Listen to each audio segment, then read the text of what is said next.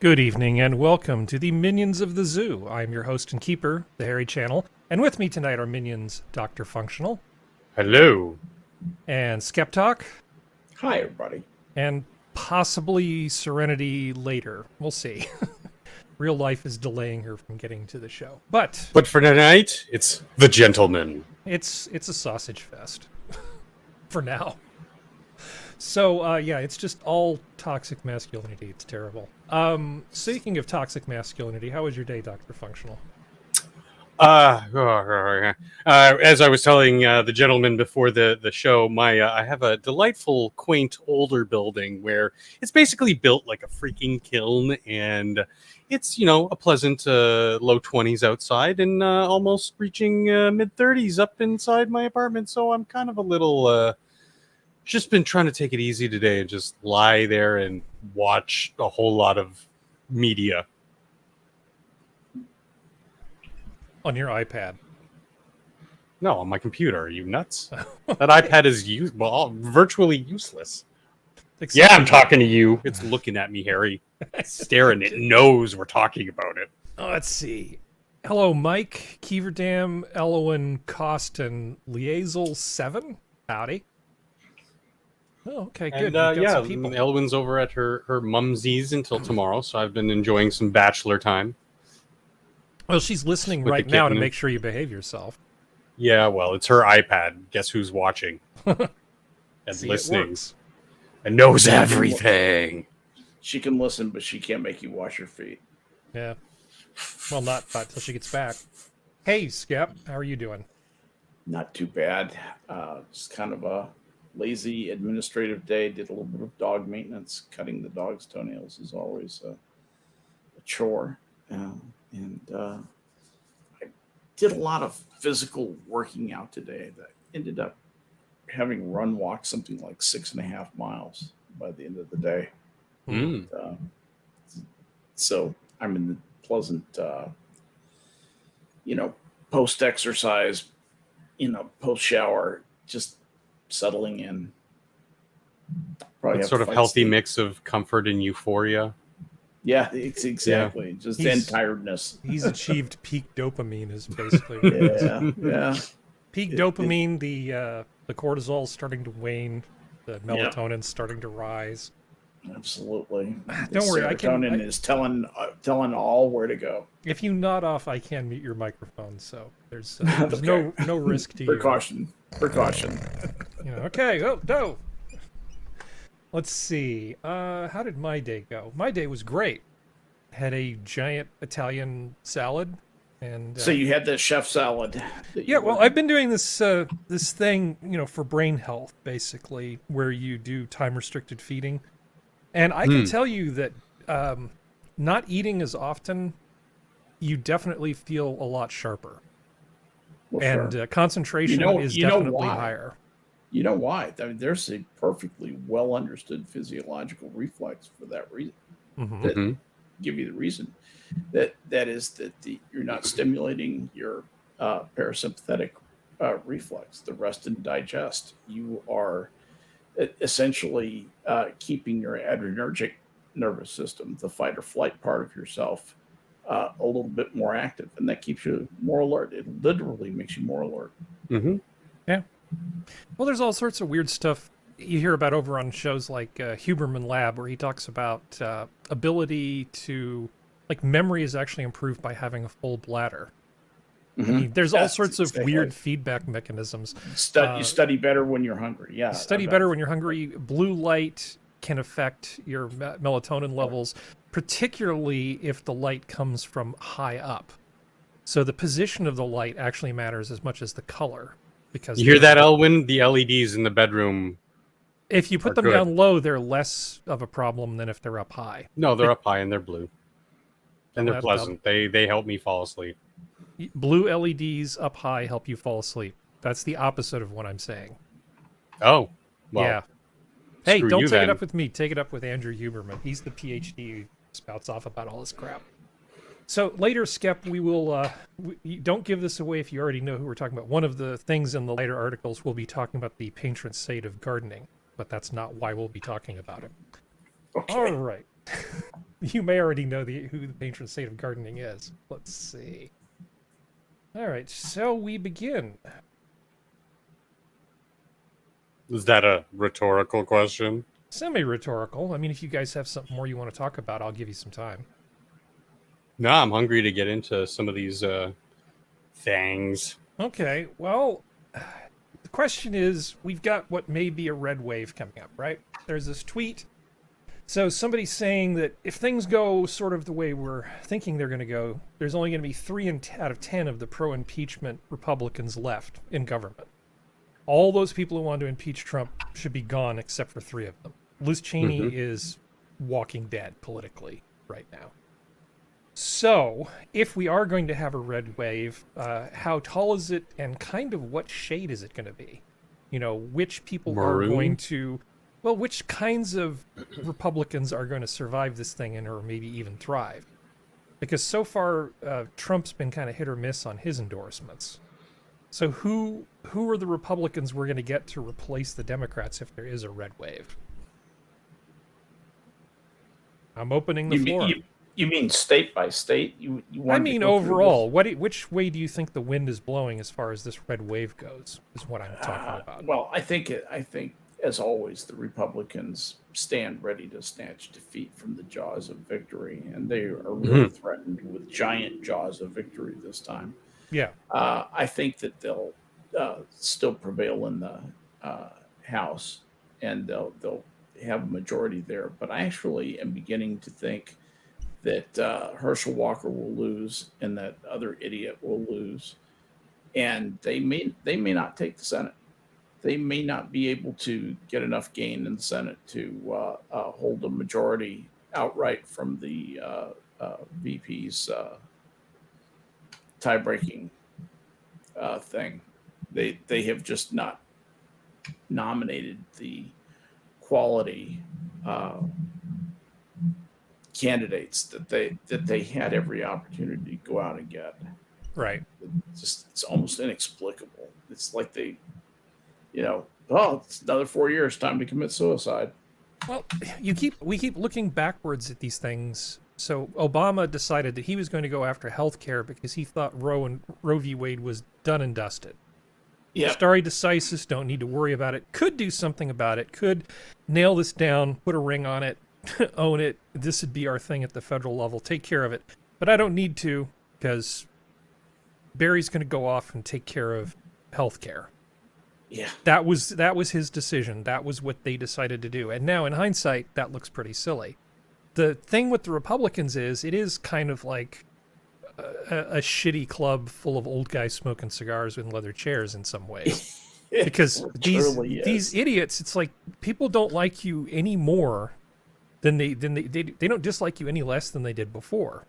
You really need to get in some new talent. And a lot of the newer Republicans, the younger people, are just nothing like the old kind of idiotic ones. No. Not that all old Republicans are bad, and I mean, I actually like some of the more conservative ones, but you know the kind I'm talking about. I wanted to... there was a vote. So in 2019, just to bring up Roe v. Wade as an example, right? In 2019, in Kansas, there was a case where they found that in the state constitution, abortion was basically a right, the way their constitution was written. Mm-hmm. So what did they decide to do? They decided, hey, well, we can't have that because now we get to regulate it at the state level. So let's just put together a vote and see if we can amend our constitution to take that away. And the vote went down on August 2nd, and it was 58.97% of people rejecting the change to the state constitution, meaning that one of supposedly the reddest of red states, a place like Kansas, is an abortion haven in the same way, along similar lines to the overall Pew Research. If you look at the Pew Research numbers, 60% of people think there should be some restrictions, but it shouldn't necessarily be completely outlawed, say, in the first trimester. And Georgia, Kansas, which is a red state, what shade of red are we talking about? Because clearly the shade of red is not one that incorporates really traditional religious values that would reject this. They voted along the same kind of lines as most of the country would. So this is red, but it's like kind of a new color of red. And maybe Yeah. we need more of that if the Republicans want to not just get rejected in 4 years. You know, because nobody wants to go back to the abusive boyfriend. At least I would hope not. Just because he's slightly less abusive than the current boyfriend. Yeah, it's like they bounce back and forth between the boyfriends. Yeah, exactly. Yeah, you know, I would like to see the Republicans not be terrible. Yeah, and unfortunately, it's kind of in their DNA now, and they, the Republicans have been corrupted by the Washington bug. That, you know, they believe big government, that government should lead the people, not people leading the government, and they believe that big government governs best. They just want to be in charge of making the rules. They just want it to be their getting the flavor perks. of big government.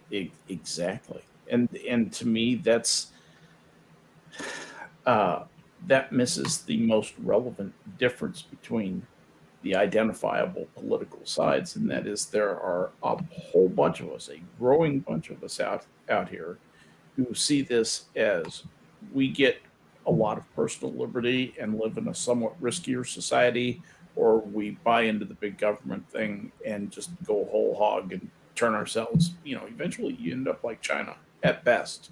Yeah. Sorry. Well, I mean, to be clear about rag.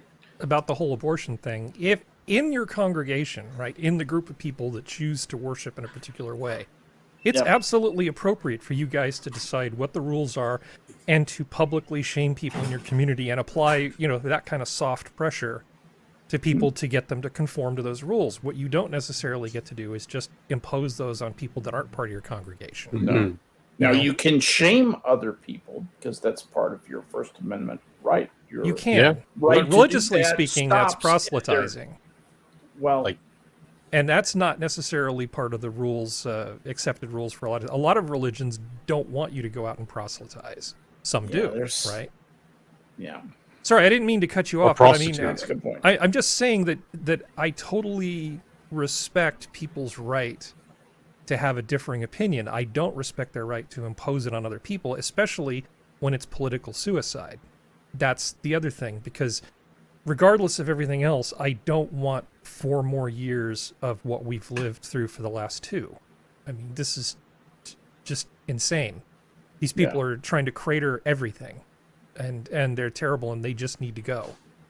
But I want them to go with somebody that's going to be around for a while and maybe do a good job. That's why it's nice to see new blood like that Flores woman, the representative from Texas. Absolutely. What a great win that was. Yeah, I've noticed a handful of those quote unquote new people, newer people, to both the governorships and state representatives.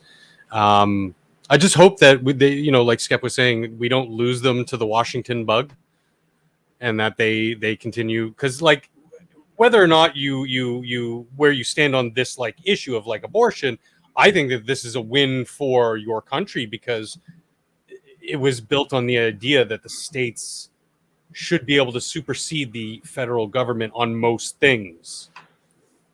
That the federal government should be very limited in their scope of power, and that they've been. Just to help you just a little bit, it actually started out with this document that we call the Constitution.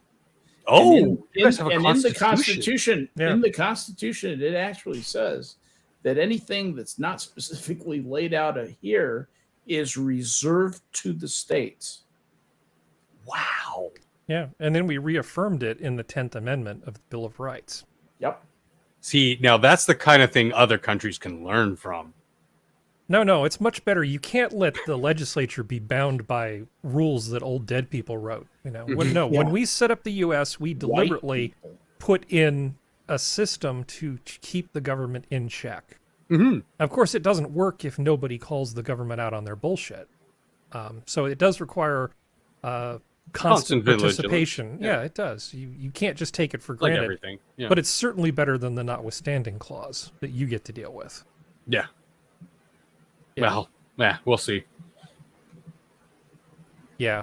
I mentioned that because there's a big sort of election shift happening up here too. Our colors are reversed, so we're expecting maybe not a blue wave, but a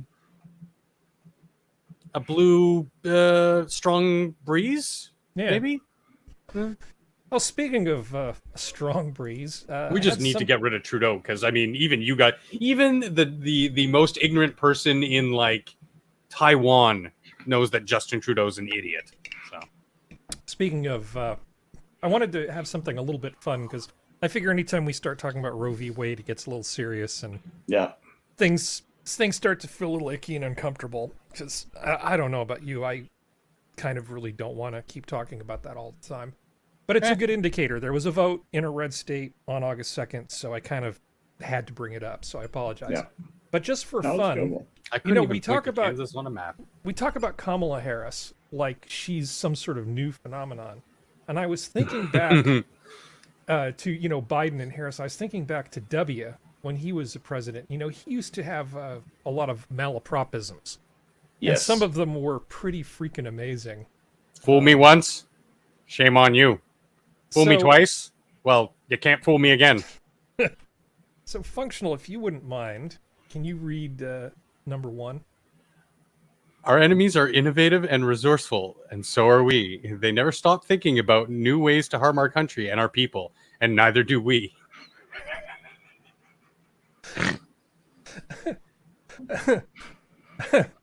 Number 2, I know how hard it is for you to put food on your family. Skep, could you do number 3, please? Rarely is the question asked, is our children learning? Okay. That's pretty, Okay. I like Too that. many good docs are getting out of the business. Too many OBGYNs aren't able to practice their love with women all across the country. Okay, Functional, do number 5, please. Neither in French, nor in English, nor in Mexican. Declining to answer reporters' questions at the Summit of the Americas. In Quebec. Ugh. You teach a child to read, and he or her will be able to pass a literacy test. Yeah, that's good. Oh, no. Skep, you get to do 7. I'm the decider, and I decide what is best. And what's best is for Don Rumsfeld to remain as the Secretary of Defense. That's right. And then remember, people were mocking him, drawing The cartoons of him as Decider-in-Chief. like a superhero with the decider with like a big D on his chest. Yeah. Yeah. See, in my line of work, you got to keep repeating things over and over and over again for the truth to sink in, to kind of catapult the propaganda. Dude, Some real truth there. let's see. I've heard he's been called Bush's poodle. He's bigger than that. Discussing former Referring to British Prime Tony Minister Blair. Tony Yeah. Blair. As I'm driving down the freeway, there is a billboard for this law firm, and it's one of those personal injury law firms. And they have this smarmy piece of shit lawyer standing there in his little suit with his stupid smug look on his face. And I hate this billboard even more because out of the corner of my eye, before I realize that it's a sleazy lawyer, I think it's Tony Blair. So I start getting angry because it's Tony Blair, and then I get even angrier because it's a personal injury lawyer who looks like Tony Blair. It's Man. doubly offensive. Yeah. That's true guilt by association. Yeah, it is. Let's see. There's an old saying in Tennessee. I know it's in Texas, probably in Tennessee, that says, "Fool me once, shame on you. Fool me, you can't get fooled again." So, in a way, because there was nothing mentally wrong with W, and he wasn't really an idiot. No. So, He actually did half of that stuff on purpose. I'm you pretty think? convinced. He has a salesman's personality. He doesn't take things too seriously and was used to cutting up quite a lot. I mean, that's just his personality. He's a very happy-go-lucky individual. He's smart as hell. That's people don't realize that about George W. Bush. He's not an idiot, but he was just beholden to too many, special interests that made him govern, like a classic big government Republican who, never never meant a war, foreign involvement that they didn't love. We're just going to neocon the hell out of democracy. The world's going to wish it had less democracy when we get done with it. So Yeah. Assassin's pointing out Tony Blair and the situation in London. Tony Blair did way more stuff than just that. Tony Blair did a lot of really bad things. Maybe maybe in a future show in the next week or two, we'll talk a little bit about what a giant piece of shit Tony Blair is. Oh yeah, Excuse me, he's still a piece of shit. He's Allegedly. beneath contempt. No, well, as far as I just don't want to get sued. Allegedly. I hear you. I like Assassin the Great. SkepTock, too bad W could not be bothered to prosecute the war correctly. If I can imagine what your idea of prosecuting the war correctly probably render Iraq into a glowing green glass desert, with a vague bowl shape. The price on Trinitite collapses. Collapses, yeah, exactly. Trinitite is actually a sort of, I guess you could call it a man-made mineral, which is formed when a nuclear device goes off above sand. So they had some that formed at Trinity during the first atomic bomb test. Hence the name. Yeah. Hence the name Trinitite. But you actually find similar glass in the desert in places like Egypt, because you can find bits of glass that are basically fused from meteor impacts in the desert that were made into jewelry in some of the art that the jewelry they found in Egypt in the tombs. So very rare sort of stuff. And Tutankhamun actually had a dagger made from meteorite iron as one of the items that was in his crypt. Because it used to be that iron was not a very common thing. If you wanted it, well, there's something fell out of the sky, maybe you can pound that into a pointy thing. That was the state of the art. 1000 BC. Yeah, most of it was stone tools still. Yeah, and actually, if you look at the migration of people from the nice, pleasant, easy-to-live-in parts of Europe further north, the lack of iron meant that the plows didn't work particularly well in the different soil, which is part of why people just starved for centuries. Because it was really hard to make food using the techniques that were developed in the Mediterranean area. Though I digress. So anyway, yeah, Bush was just he was a cornucopia of gaffes or malapropisms. Mm-hmm. Yep. And, so I kind of feel like I'm used to it by now. I think maybe that's why the Biden dementia theater and Kamala Harris just tripping over her own tongue all the time doesn't shock me so much as it probably should.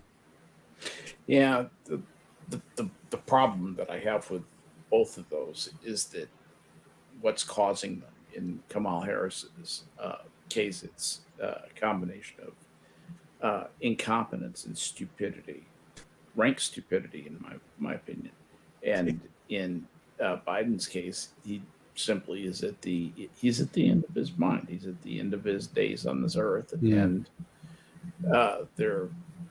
what's being done to him in many ways is unconscionable. It is really just defies belief that they would just use a person like this. God, where is Jill Biden? Why isn't she standing up for her husband? Yeah, well, I mean, that's how elder abuse works. She needs to not stand up for him. So there's one more here. Let's functional. Can you read number 23, and then we'll move on to the next thing.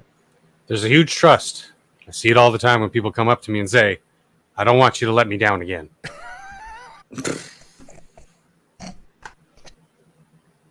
They misunderestimated me. Yeah, they misunderestimated me. You guys are lucky, though, that people like Bush and Biden are somewhat intelligible. We've had Frenchmen as our leaders. And nobody understands a word they say. Well, they're purposefully. Well, I've been up in Canada on business and stuff like that. I've stayed in a particular couple of hotels where they, loudly proclaim we only speak French, in this lobby. And, if you need special assistance, with your English needs, you'll have to wait. You have to wait on scum. Yeah. And they're really horsey about it too. Let me tell you, I know Functional knows a lot more about this than I do, but they can be. I mean, it's like super concentrated in a few areas in Quebec.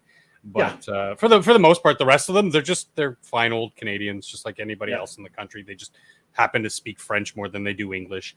But they're more than happy to jump online and speak English. They're like, yeah, English is fine. But they're not those weird. There are militant French speakers in Quebec, and they just love to get and extremely extremely you don't speak French well enough. Yeah, and you don't speak French well enough. Yeah, I don't care if you were born. I've met people who are that bad as well. Yeah, there are some that are on that militant sort of fringe, but as long as you make the effort and they know that you're Canadian already, they'll be a little bit reasonable with you. They'll be like, okay, they're trying. But I've even met some that, even if you try and it's not perfect, fluent Quebecois, then they you're pawn scum. It's unfortunate because they've got beautiful country there, and it's no half measures, not cannibalistic. You know what? I'm not gonna not disagree. I disavow, man. Allegedly. All right.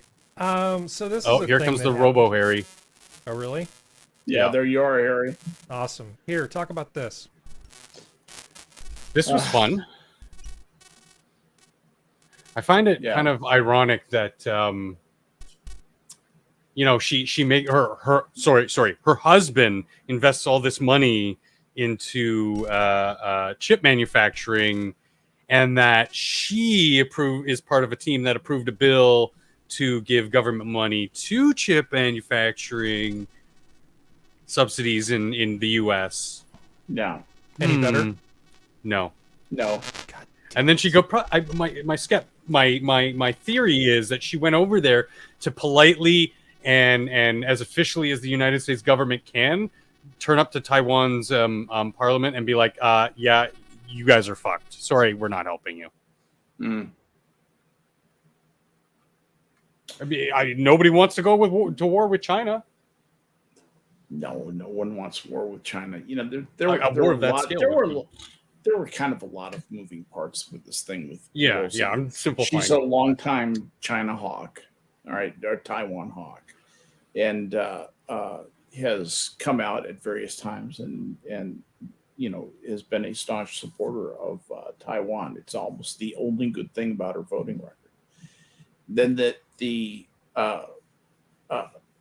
and she just decided, no, there's basically nobody running the country right now, so I'm going to go over and we have to show the flag. This is old time international politicking, what she did, and this is nothing more. This used to be called showing the flag, and it's just a friendly reminder that, hey, we're here, and we're watching. Biden may be doddering, but we're not all doddering, and we're watching you. Yeah, exactly. Yeah, because with this and with the WNBA star thing, I kind of side with Gasly on this one, in where he basically said, like, the transgressions aside, you don't mess with Americans, even if they're traveling. Yes, Brittany broke the law. That's fine. The threat, the alarm fires that went off on the media, like, oh, they're gonna shoot down Nancy Pelosi's plane and blah blah blah blah blah blah. It's like, well, no. As detestable as I find her, you don't fuck with you don't fuck with an American. No, that's because it's going to be pretty obvious if God forbid something like that did happen and they shot down her plane and blah blah blah. That would not bode pretty for the world, really. Actually, if that happened, China would apologize, and Joe Biden would accept the apology gratefully, and it would be smoothed over. That is literally what would happen. And Mickey Mouse would sign the papers, formal apology. It's just that's where the political realities are. Yeah, it's right sad, now. But it's probably true. Yeah. If somebody, a different person gets elected president of the United States, that could all change. And China they are so aware of that. They are so aware that the party they bought is the Democrats. They have a real interest in maintaining a Democratic presence in the White House. Yeah, I can see that. You sound better, Harry. I got into a little quieter. In some ways. I can adjust the input a little bit. All right. So am I okay, or do I need more volume? A little bit more. A little bit more volume. A little bit louder, please. There's about 50 different ways to do it. How about that? That's Real fine. change. That's good enough. Good enough? Yeah, that's good enough. Okay. All right. So You're still yeah, audible. I got it. Well, I'd like to be more than audible. So I put a bunch of turn it up to 11. Thank you, Ellen. I got into this conversation with a few different people, and sort of my conclusion was she was wrong to want to do it initially, but I'm not sure I can bring myself to say she was wrong to follow through after she'd made her initial mistake. Because screw China, I don't really see where we should let them dictate where our people decide to go. Yeah. I mean, her initial decision was wrong, but I think it would have been even more wrong to capitulate afterwards. Oh, when it came out and they were like, oh, well, maybe we should do something about it. Yeah. Yeah, she's not accomplishing anything. No, at this point, she's accomplishing something. She's accomplishing telling China to get bent and just going anyway. And she's also saying to everybody in Washington, I'm still really relevant. Well, she can say that. You know, usually when somebody has to say they're relevant, that kind of proves they're not relevent. It's kind of where I was going with that. Yeah, I'm really pretty, This right? This I'm is her the prettiest girl statement. in school. Yeah, this is her statement. I'm smart. I can do things. I'm still important. I can do things. God damn it. I disavow. The administration. It's actually a little known secret that Taiwan is actually the #1 distributor and manufacturer of Polydent, and she was just shoring up that business connection. So that's it. Yeah, I mean, it was a terrible joke, but I mean, that's all I got. So I'm turning myself up a bit more. Is that better? Much better. Yes, that is much better. Nailing it. Big improvement. Professionalism achieved. Even if I am pretending to be in stereo. We'll get into that later. Okay. No, the second release is the beta release. Yes. So I scheduled all of 15 minutes for this topic, and I'm not sure we have 15 minutes in us for this, to be honest. For what? What more would you Pelosi? like to say? Yeah, for this Pelosi thing. What more would you like to say about this? I like that you guys are investing in locally trying to jumpstart the production of semiconductors and microchips. That's a huge I can speak thumbs to that. up for me. Well, you know about TSMC, Yes. Taiwan Semiconductor Corporation. Mhm. So they're the ones that produce most of the stuff that Qualcomm uses, Apple uses. Yeah, the A line lot of share. people basically send their stuff out there. It's like, why own a fab when you can just have another people build your stuff? Which is You can sort of hire why, them. it's better, right? Until it isn't. Yep. Well, TSMC is actually building an enormous, or I should say ginormous facility in the Southwest, building huge amounts of fabs. So I think they kind of see that there's going to come a time when the people who run TSMC are going to be refugees fleeing the island as the Chinese move in, and they want a fallback position. And that There'll be fallback new position Americans. they're going to be new Americans, to which I say welcome. Yeah, Because Yeah. Arizona absolutely. is only going to be improved by having your giant mega fab. Absolutely. And it's always nice to see our little continent over here becoming a little less dependent on overseas production. Because we got a lot of stuff over here, and we got a lot of people that we can make a lot of stuff with. Well, I've actually been talking to Gamer Valine about this because I've been trying to figure out how to make this into something that's relatable, to somebody who doesn't kind of work in the indie industry. Mhm. It's one of those things where it's a very hard conversation to have and make interesting and relatable if you're not dealing with it every single freaking day. So when I say they're building a ginormous fab, I'm really not doing the conversation justice. And I have a ton more information about the amount of stuff that they're planning on doing. Now, Intel similarly is actually building out ginormous fabs in the Southwest too.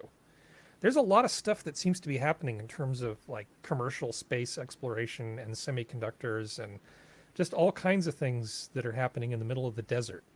I think California, Why, if they why aren't didn't, they building up in Michigan? well, they're not building in California because it's just too expensive to do business there. Michigan has its own set of problems. Could be Probably the something that union ends in W. stranglehold. Yeah, it ends in W. Yeah, it does. It does for a fact. But yeah, the ginormous fabs that are coming to the U.S., they have, they've got this big footprint they're building now. Of course, I'm looking at this, what I can say, a terrible article. There's always the negotiating that goes back and forth. So Intel, Samsung, and TSMC are all building these big fabs in the U.S. And they're going to get as good a deal as they possibly can for themselves, at the expense of the taxpayers, is the way that AOC would look at it. But I see lots of jobs and less reliance on foreign manufacturers as just such a huge win that I kind of don't care if you give them a tax break. Mm-hmm. And it's for something that's become so integral to the modern world.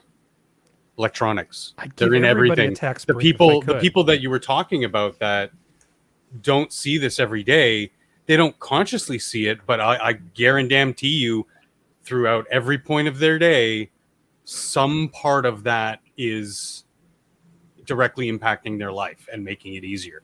From the computer chips that may or may not be in their smartphone and obvious, computing devices, to parts of cars or farming equipment.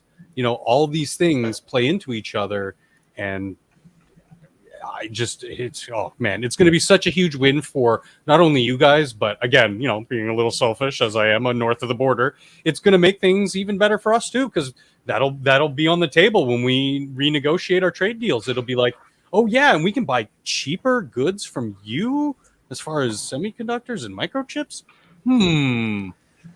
Okay, so I have something really silly to talk about. Maybe we can trade you some of that delicious gas that we have up here. We could build a pipeline. No, we can't do that. And ship it right to you guys. So hey, wait a minute. So, Functional, do you ever find yourself shouting at the computer because you're seeing things that are just dumb on YouTube? Or is that just me? Am I just the guy who shouts at billboards and streams and stuff? Maybe Elwin, how many times a day do I yell at my computer and she'll come running in and be like, what? Okay. Nothing, stupid. So are you familiar with comedian Chrissy Mayer, who's on Timcast all the time? Oh, yes. The name is very familiar, yeah. Okay, so I'm not entirely sure what to make of her, but she puts together this thing called Simpcast. Okay, full points for the name of the cast. It's just her and a bunch of girls, and weirdly Andy Worski this time, because why not just have Andy Worski be the turd and the feminine? You don't know how he identifies. I see Melanie Mack, which she's awesome. Okay. So they got into a conversation recently where they decided to rate pasta and then rank it as S tier, A tier, B, C, D. Yeah. Like, is pasta signing up for the Adventurers Guild? Is this some sort of anime? I don't know why we're using this as a rating system for things, but these women started just sort of going off on pasta for no particular reason, and I'm still trying to mystified by how bad it is. There's some guy that goes by the name of Filing Cabinet, who's apparently the dude that does all the engineering behind the scenes, who kind of sort of gets it. But they're somehow rating pasta as being good or bad based on the shape. And Harry, there you have it, from the horse's mouth. I never stop yelling at things. Okay. Oh wait, shit! I called her a horse. Yeah. So here's just a sample of the level of discourse that was going on in the. Oh, this is going to be brilliant, isn't it? Yeah, it's going to be great. You're going to love this. I can't wait. There's no sound. No sound, Harry. Of course there's no sound, because why would there be? Okay, never mind. Hold on. Well, let there be sound. Oh, you're going to love this. because this There we guy go. Ray DeVito, who's a comic that like I've known of for years, he tried to like force his way onto a show, and then he stole somebody's beer. You know, I feel guilty about the quality of our streams sometimes, and then I see something like this, and I think, man, I put way more effort in than Chris does. And Yes, Frank right. basically called him out on it, and he like And really, got in his gnocchi, S face. tier? Come Where on. you can Yeah. look at pictures of different Gnocchi pasta. is S tier. Oh And wow! why am You I have a saying this thing? Gorilla I'm just app gonna on your mute phone? myself. Don't They're mute talking yourself. about the Don't. Gorilla No. Wait, we need to. They're talking about all this crap. Long, they all get stuck together terribly. I did not. Okay, I'm not going to do this. I'm not going to do this. What? The point being that the one guy finally pipes up and says, "Well, it's because the sauce hangs on different shapes of pasta differently." But of course, that was drowned out by all the girls, the hen party that was going Yeah. on, where they were trying to rate pasta. It's like, look, it's the same freaking thing. It's just a different shape. But somehow, like, one pasta ends up in D tier because it's a shape that they don't like dinosaur shape or something. And then another pasta ends up in S tier because they like the sauce that goes on it. I'm like, holy crap. If I was a cute girl, my life would be a lot easier. That's all I'm saying. You're just finding this out now. I must have been 12 when I learned that fact. Because I'm it's just such a superpower You're pasta not that wrong. affects There both are ways.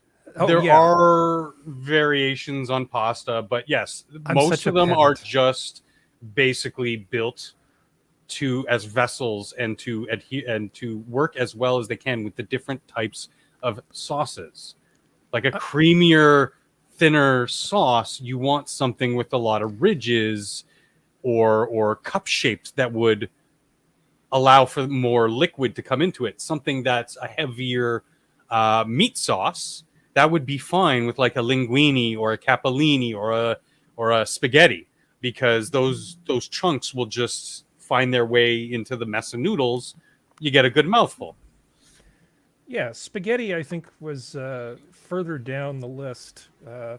Like linguine is A tier, but somehow fettuccine is S tier, and lasagna is B tier. Because the reason same lasagna is thing. B tier is because you can only use it for making lasagna. That's That's like a Bush thing from that quotes we had earlier.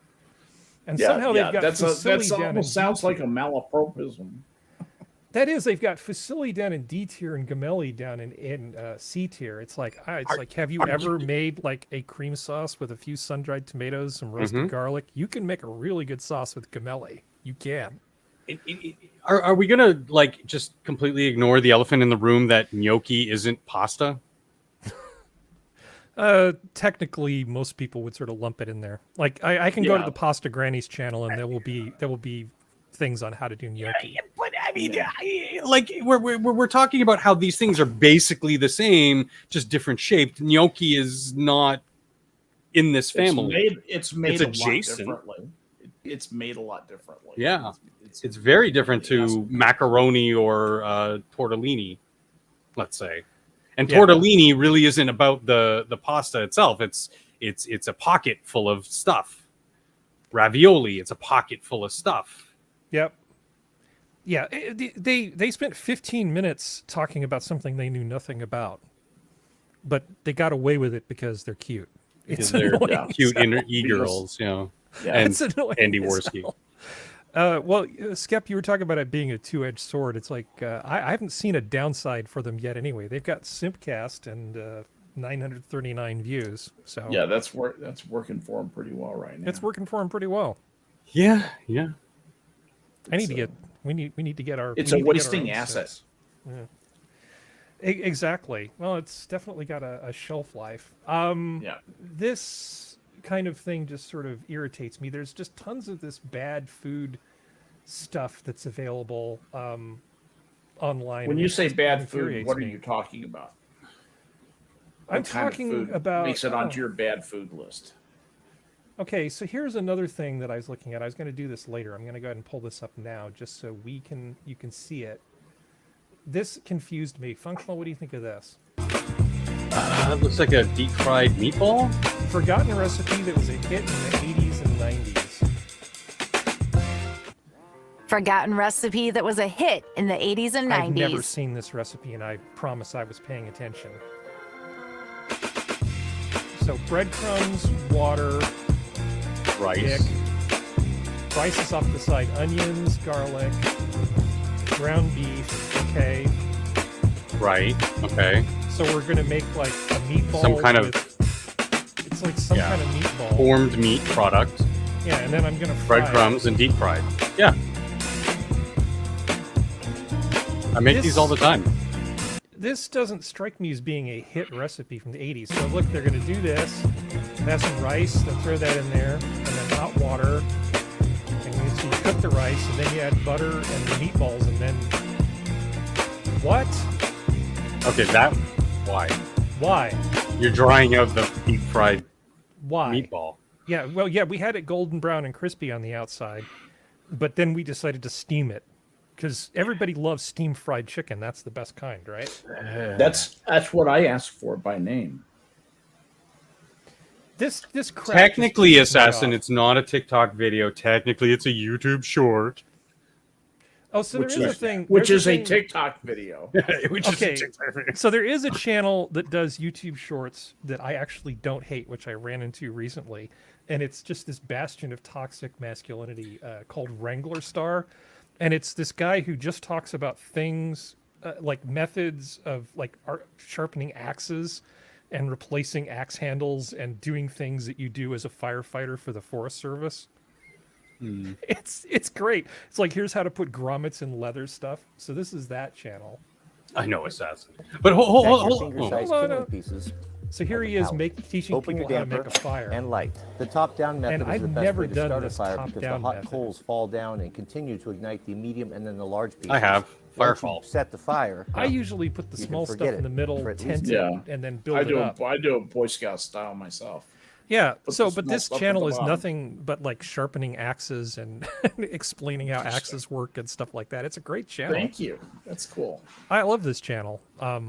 It's very soon. Not that I'm planning on going out and fighting any fires, but I think it's Just good don't to have. start anywhere you live. Yeah, I think it's good to have stuff like this on YouTube versus that, women having weird opinions about fucking pasta shapes. Okay, but I have to address something that was said in chat about the meatball thing. Okay. Cannibalistic Wizard Okay. trying to play devil's advocate. He's saying, maybe to get the flavor on the rice or whatever. Okay, see, Cannibal, I like where your head's at, but what you would do in that case, instead of using the butter, or maybe half butter and then half the oil you fried the meatballs in, Mhm. just to sort of, give it a little bit of that taste, that would work. You're steaming crispy fried stuff, you're just going to turn it into mush afterward. It's not the outside's going to become like leather. It's not going to be good. Yeah, fry the meatballs in a mixture of like the butter and the oil. Set the meat patties aside, then put the rice in that and use it to basically deglaze the pan. You're not Yeah, going to get there you you're go. not going to get good fond anyway with that nonstick pan, but be that as it No. may.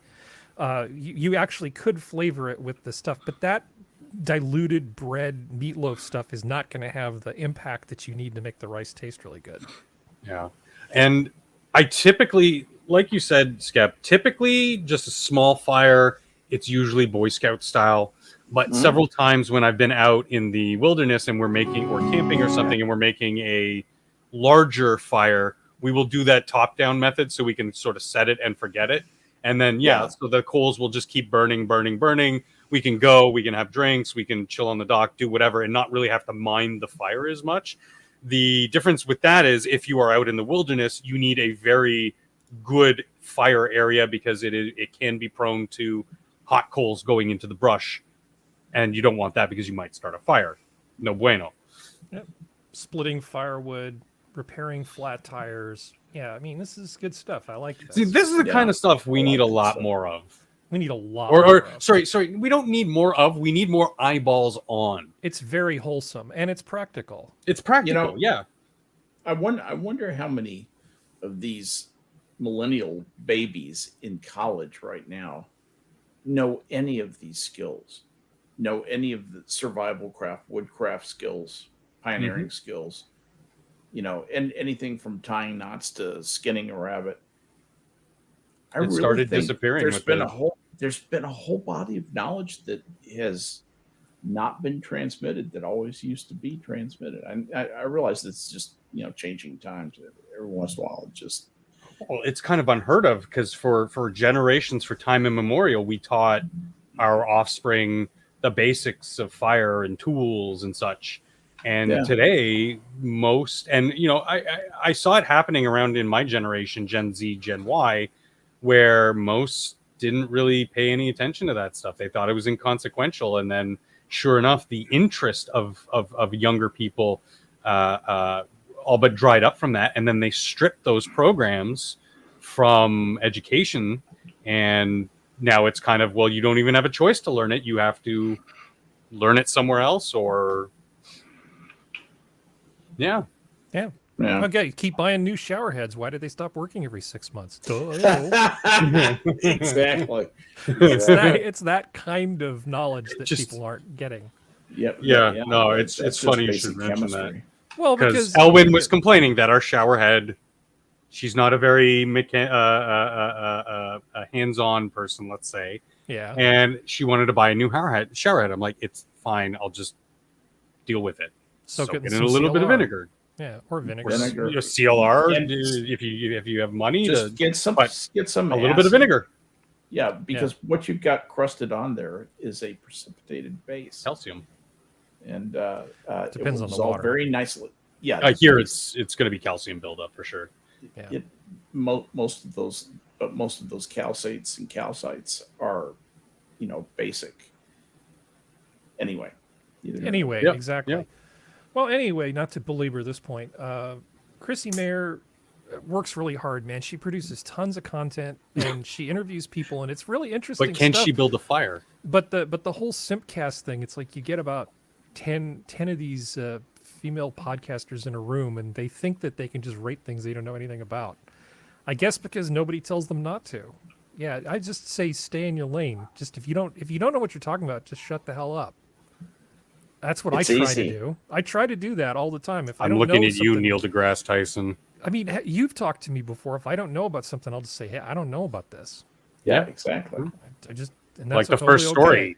I don't know most of the political players of your system, so I just kind of nod and listen and see what's what from other people who are more well-informed than I am.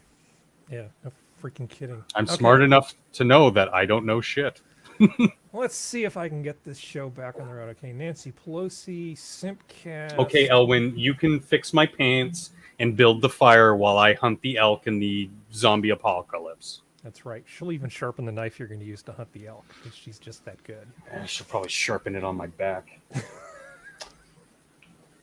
Oh, well, okay, enough said about that. TMI. out hunting deer and others of their elk. So let me introduce this topic. Google chief warns bloated staff of real concerns over productivity. Thousands of tech company employees have been laid off, and with chatter growing that an inevitable economic contraction is on the way, more speculative stocks such as tech are bracing for the worst. At Google, one of the biggest tech players around today, executives are urging employees to pick up the slack. There are real concerns that our productivity as a whole is not where it needs to be for the headcount we have. Okay, so I can tell you that I have a bunch of customers, and they always communicate with something like Slack or Microsoft Teams. Yeah. One of the things about Microsoft Teams is you can see the people that you typically talk to, and it gives you an idea of what their online status is.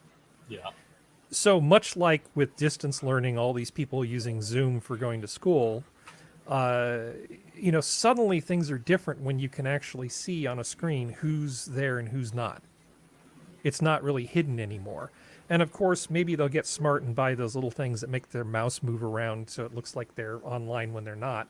But I've noticed, for instance, that after, say, 11 a.m. on a Friday, it's me by myself with maybe one or two other people on a lot of my customers. Shocking.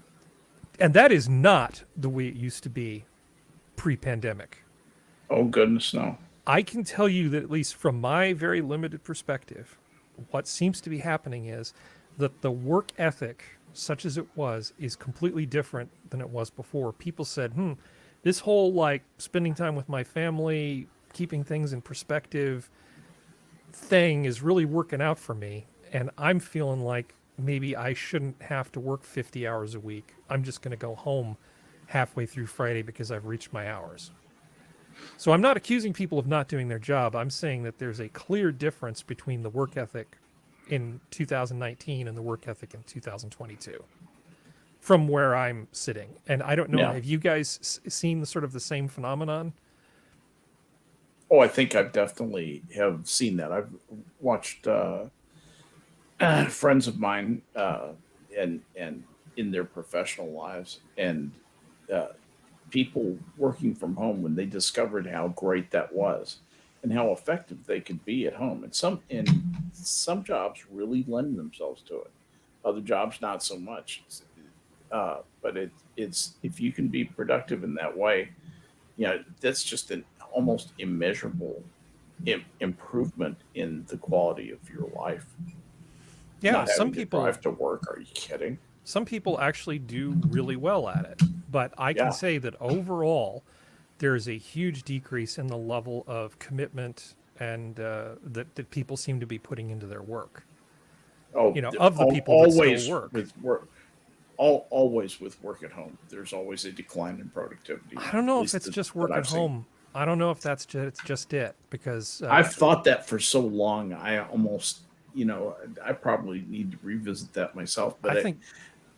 Go what ahead. do you Sorry. think it is? No. What do you think it is? I think that even the people that go into the office are leaving early. I think that it's not working at home that's causing people to knock off early.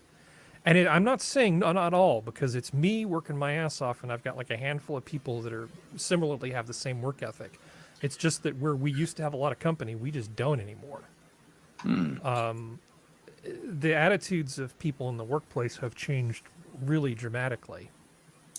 So, there's some people that have literally dropped out of the workforce because they've just decided, yeah, I kind of like this not working thing. And if they can get Yeah. away with it, great. That's fine. But, for the people that are left holding the bag, some of us are getting kind of burned out doing everybody else's work. I mean, I don't mind so much because I get paid by the hour, so I don't care. That's a problem for somebody else. That's the problem for the people who have to pay me. Mhm. Right. It's not really a problem for me, so I'm not complaining in that sense. But I do worry about the well-being of my customers when I see such a dramatic shift in the work culture. Sure.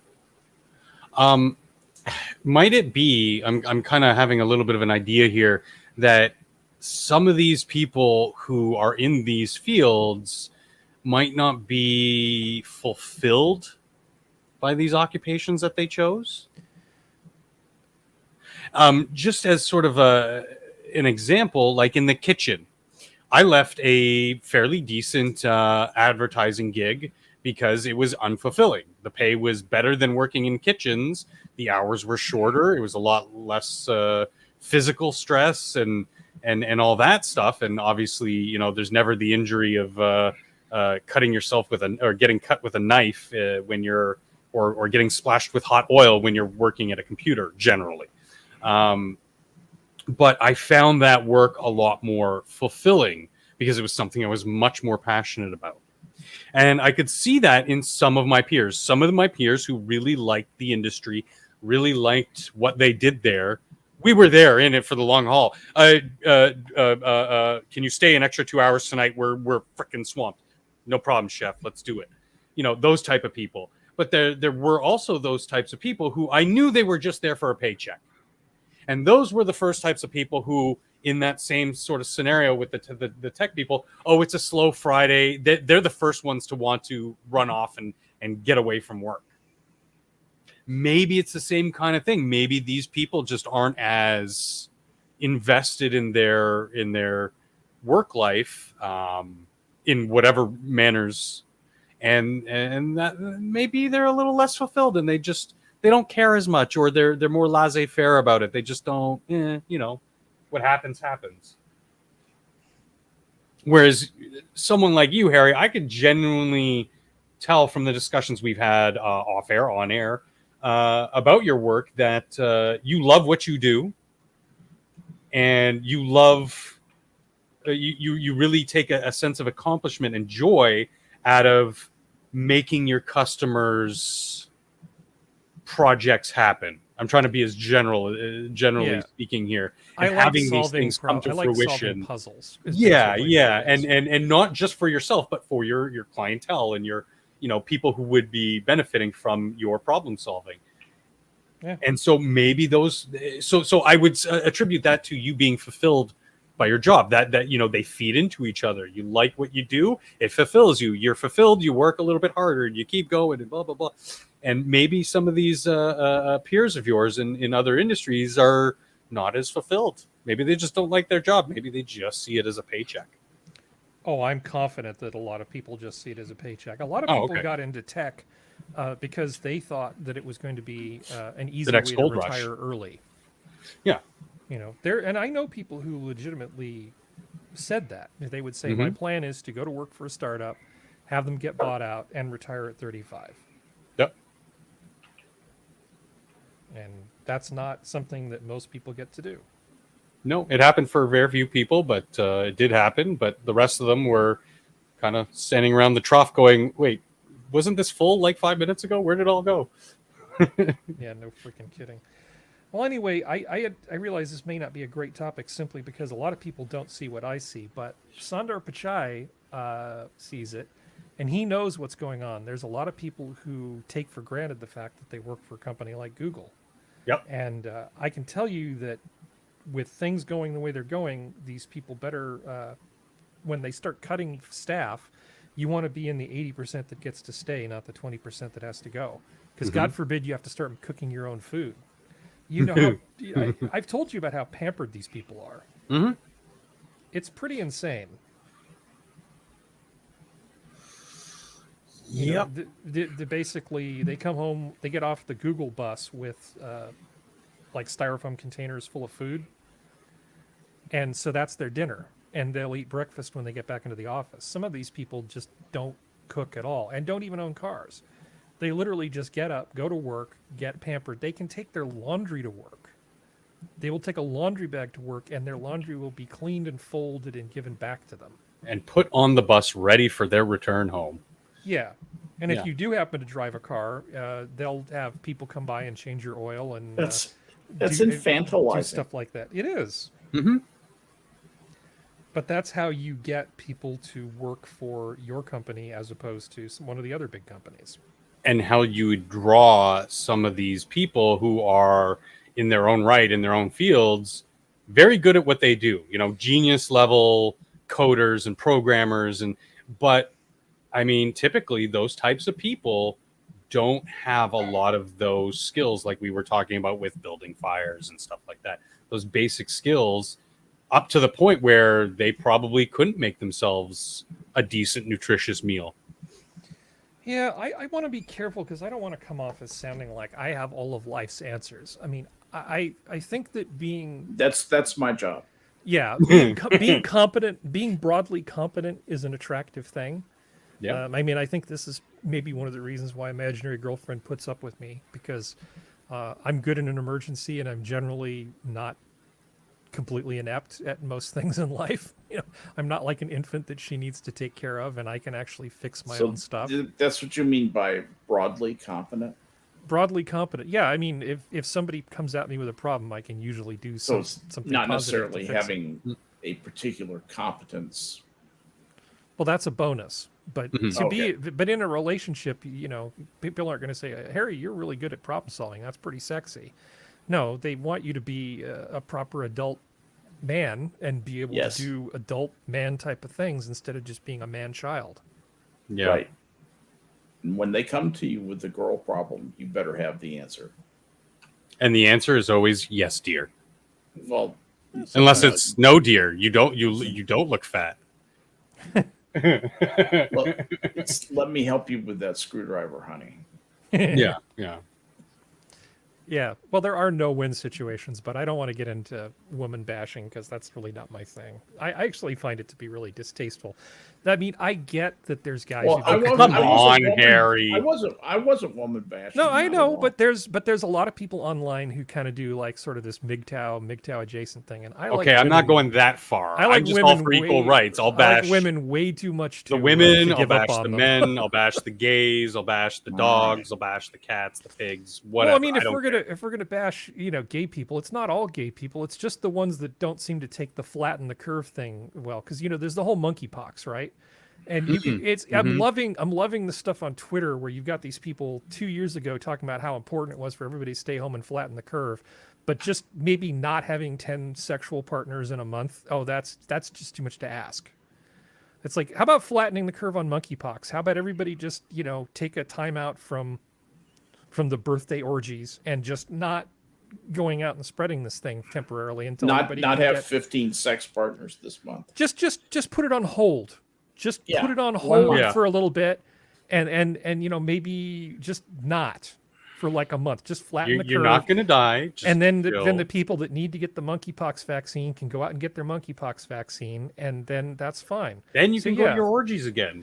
But I know plenty of gay people that are like in committed relationships who don't do stuff like this. But it's just there's this group of people that are just complete libertine, hedonistic, out of control guys who make everybody else look bad by running around doing this kind of crap. It's just terrible. And they need to just zip it for a while at least. Just to flatten just take the a break. curve. Just to Yeah, flatten the just take a curve. break. You seem to be really gung-ho about us flattening the curve when it was COVID, but when it's monkeypox, then suddenly everything's different. I don't know. That's just me ranting on gay people. Are there any other groups of people you want me to rant on? A pox on both their houses. Well, we did French, we did women, we did millennials. Yeah. Gays. Don't be the pox populi. I think we're good. I think we've met our quota for the night. Okay, good. Very good. All right, Lazy. Moving on. Enough of Sundar Pichai's Prospero face. would be proud of you. Yes, thank you. Do I want to do this one? Sure, why not? Why not?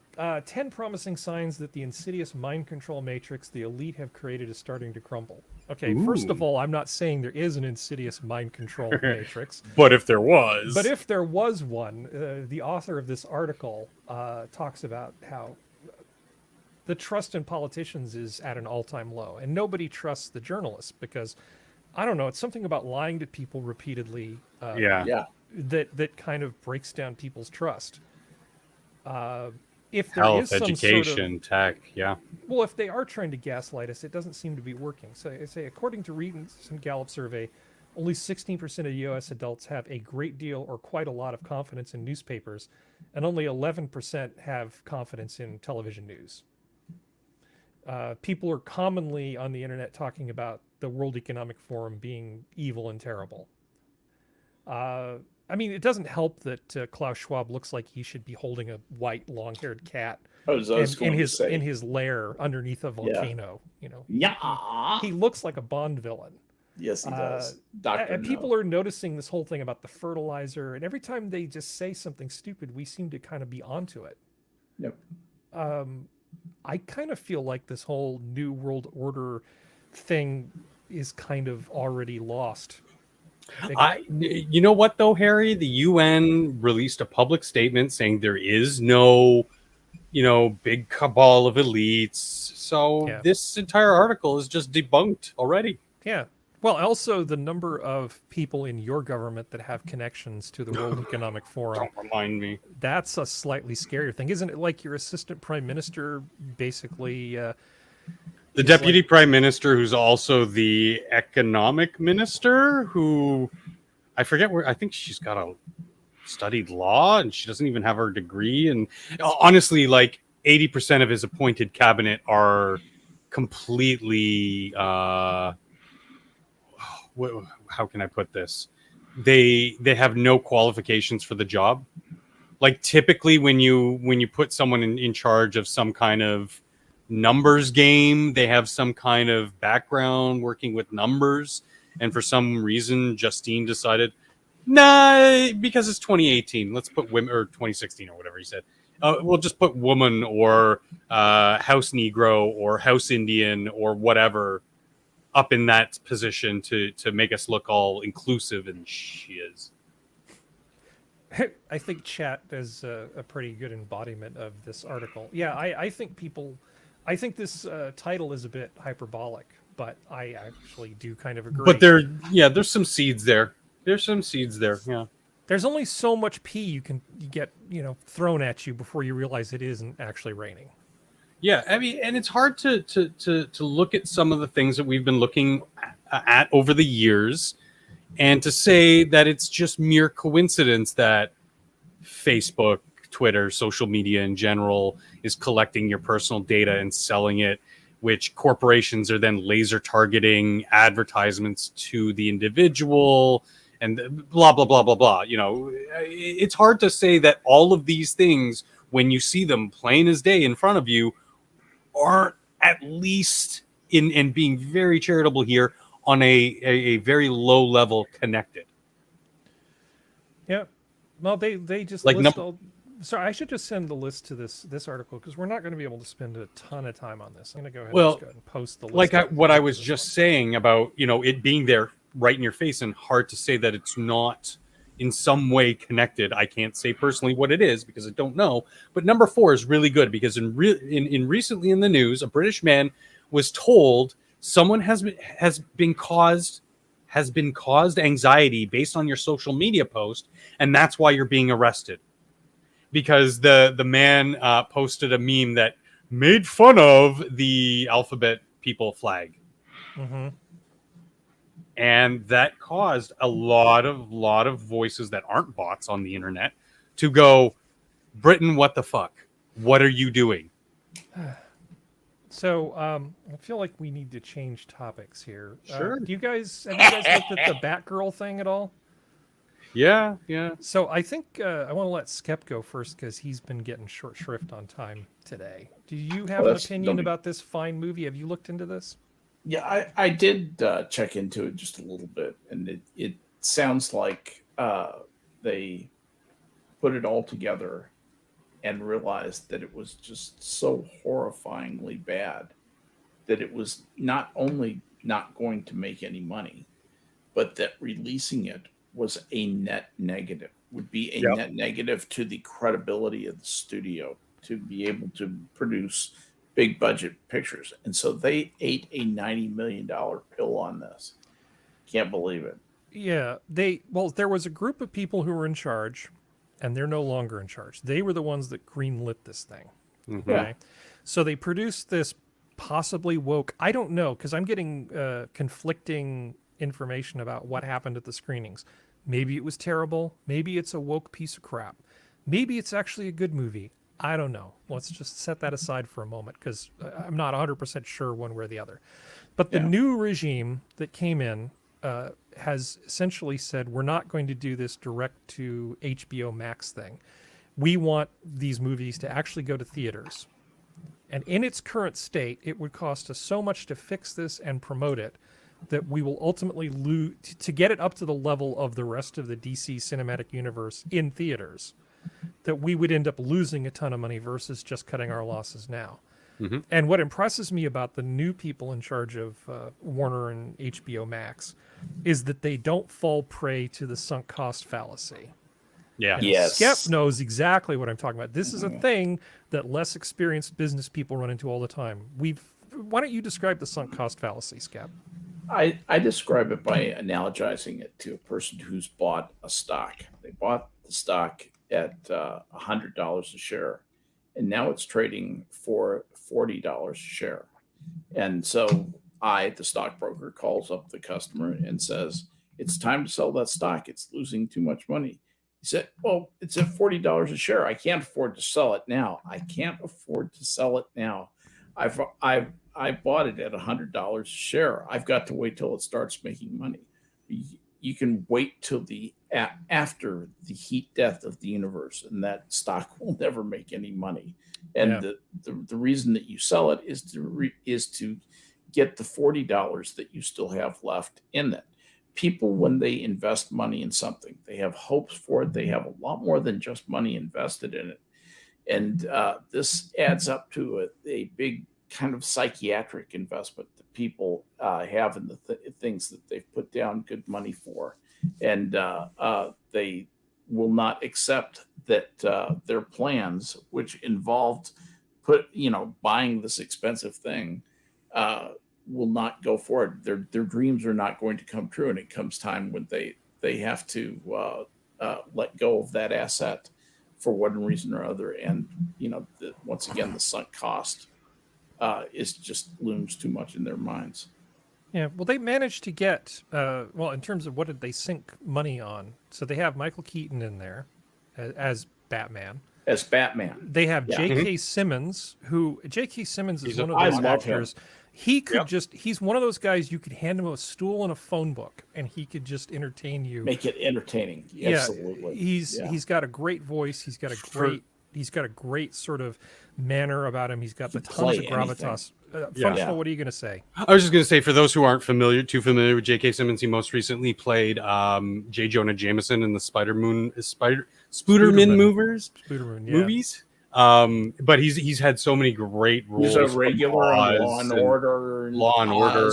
Oz Such- was and really- maybe his greatest role. and really hot in the scene right now, as meaning that a lot of studios want him attached to their projects, even in smaller roles, because he can bring that level Bring of in people. legitimacy, gravitas, and like true acting. But he's also And then we get draw. Brendan Fraser, which Well, he's a supporting He's actor hit or miss, that but functions, he can be funny. as a star. I mean, Yeah. he does a lot of the heavy lifting that a star would normally do, even as a supporting actor. Yeah. The point is, this is how they were going to spend $70 million on this thing, so that's like real money. But to make it into something that was going to be shown in a theater at the level that they want it to be, they calculate they're saving at least $20 million by not fixing it, not doing the promotion, and not getting the meager sales that it's going to get. because the $90 million they sunk to make this movie, a good rule of thumb is double that, and that's the cost of putting it in theaters. That's advertising, that's distribution, that's all the costs associated with those things. That would have been a huge loss. Well, And what's also interesting is WB didn't just shake up their domestic leadership. They shook up international leadership as far as their entertainment branding goes. Yeah. It was fantastic. Well, Top Gun has realigned a lot of people's expectations. They've realized the woke stuff is not making a ton of money. And if you just produce something that doesn't suck without trying to proselytize, that you can actually make a ridiculous amount of money, because there's a real market for for just good movie making. And they knew that to fix this after everybody's already gone home and mostly it's in the can is just not practical for this particular property. Maybe it's also terrible. Maybe in addition to everything else, it's also terrible. I don't know. But I can tell you that the outrage corner of Twitter is pissed, because there's a bunch of why isn't there more representation, girl power type people who say that they really care about this, but honestly, we know that most of them are not going to even go see it in the theater, right? Maybe might pretend to watch it on HBO Max, because you don't have to get off the sofa for that. But in terms of voting with your feet, I don't think there's a whole bunch of people clamoring to have this movie made. And they know that the theater scene is in a shaky position right now. It's a lot easier to put it on streaming services, and you'll get the eyeballs. They'll have the return. There's a lot less overhead. But even that, with Batgirl, they couldn't even do that to recoup anything. They just decided to cut their losses and be done with it.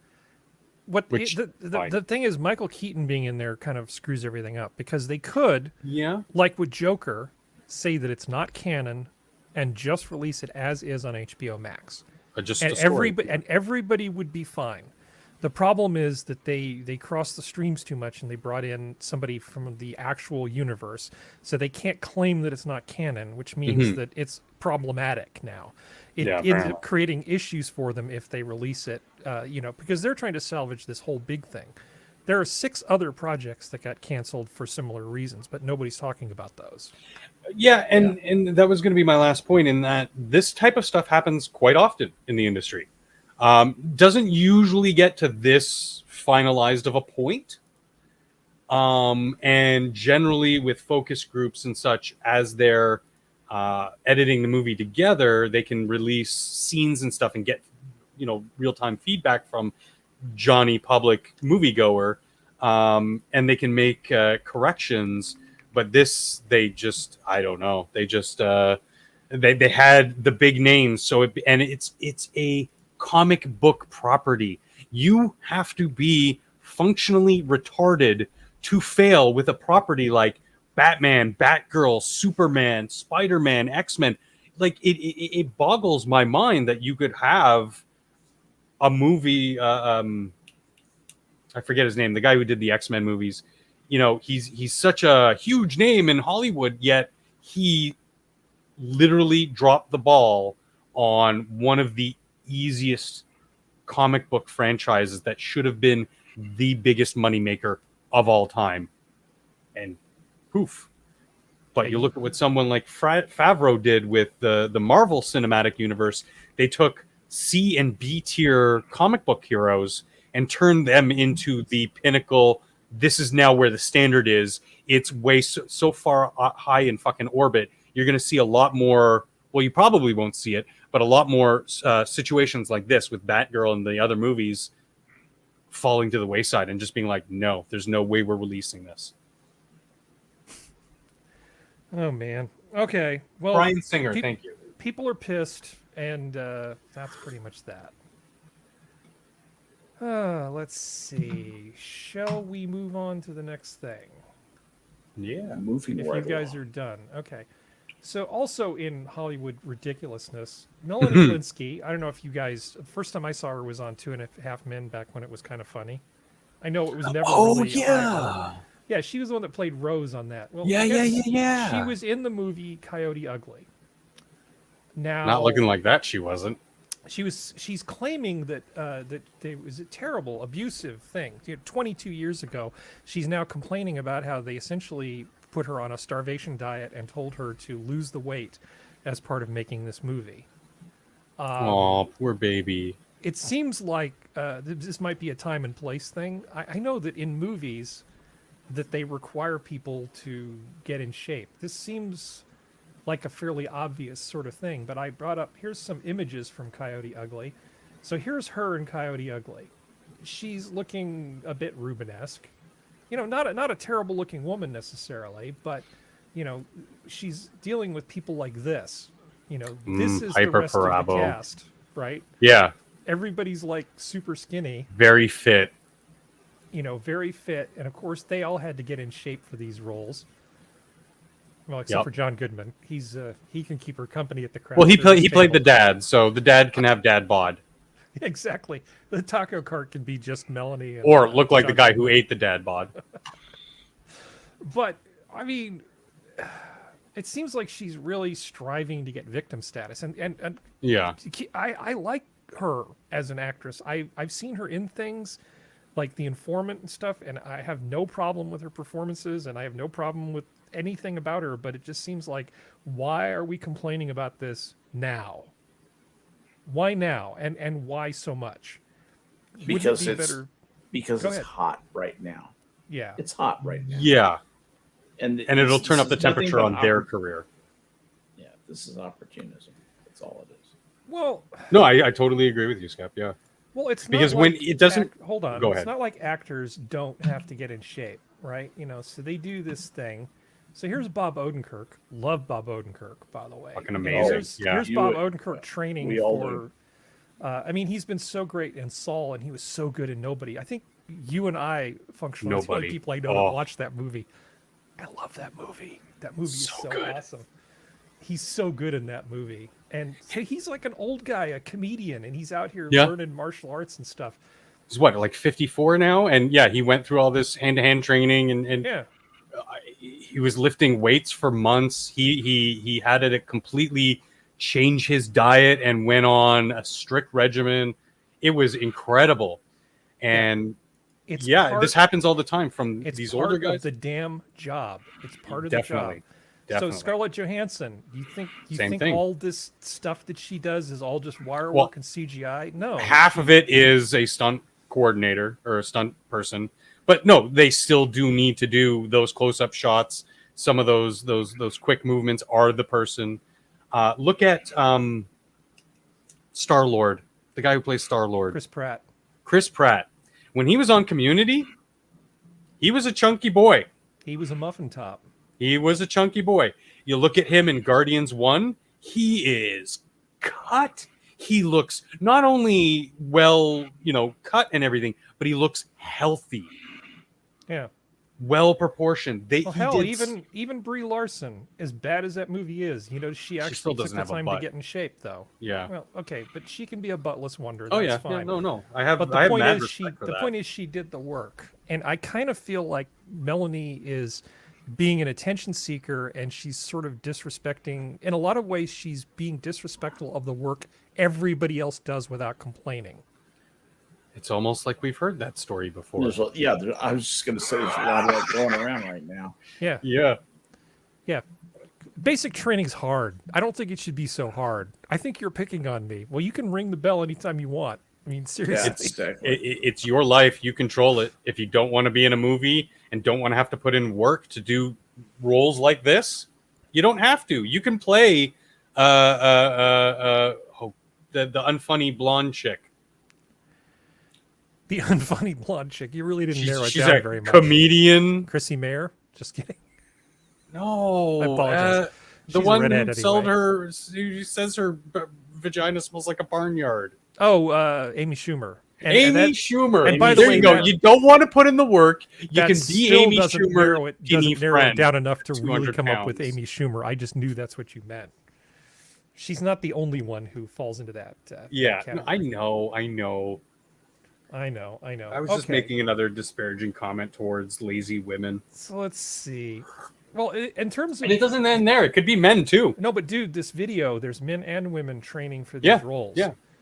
Could you imagine if Chris Pratt showed up in Guardians of the Galaxy, theater packed full of people are watching this, and he rips off his shirt and it's like this beer belly?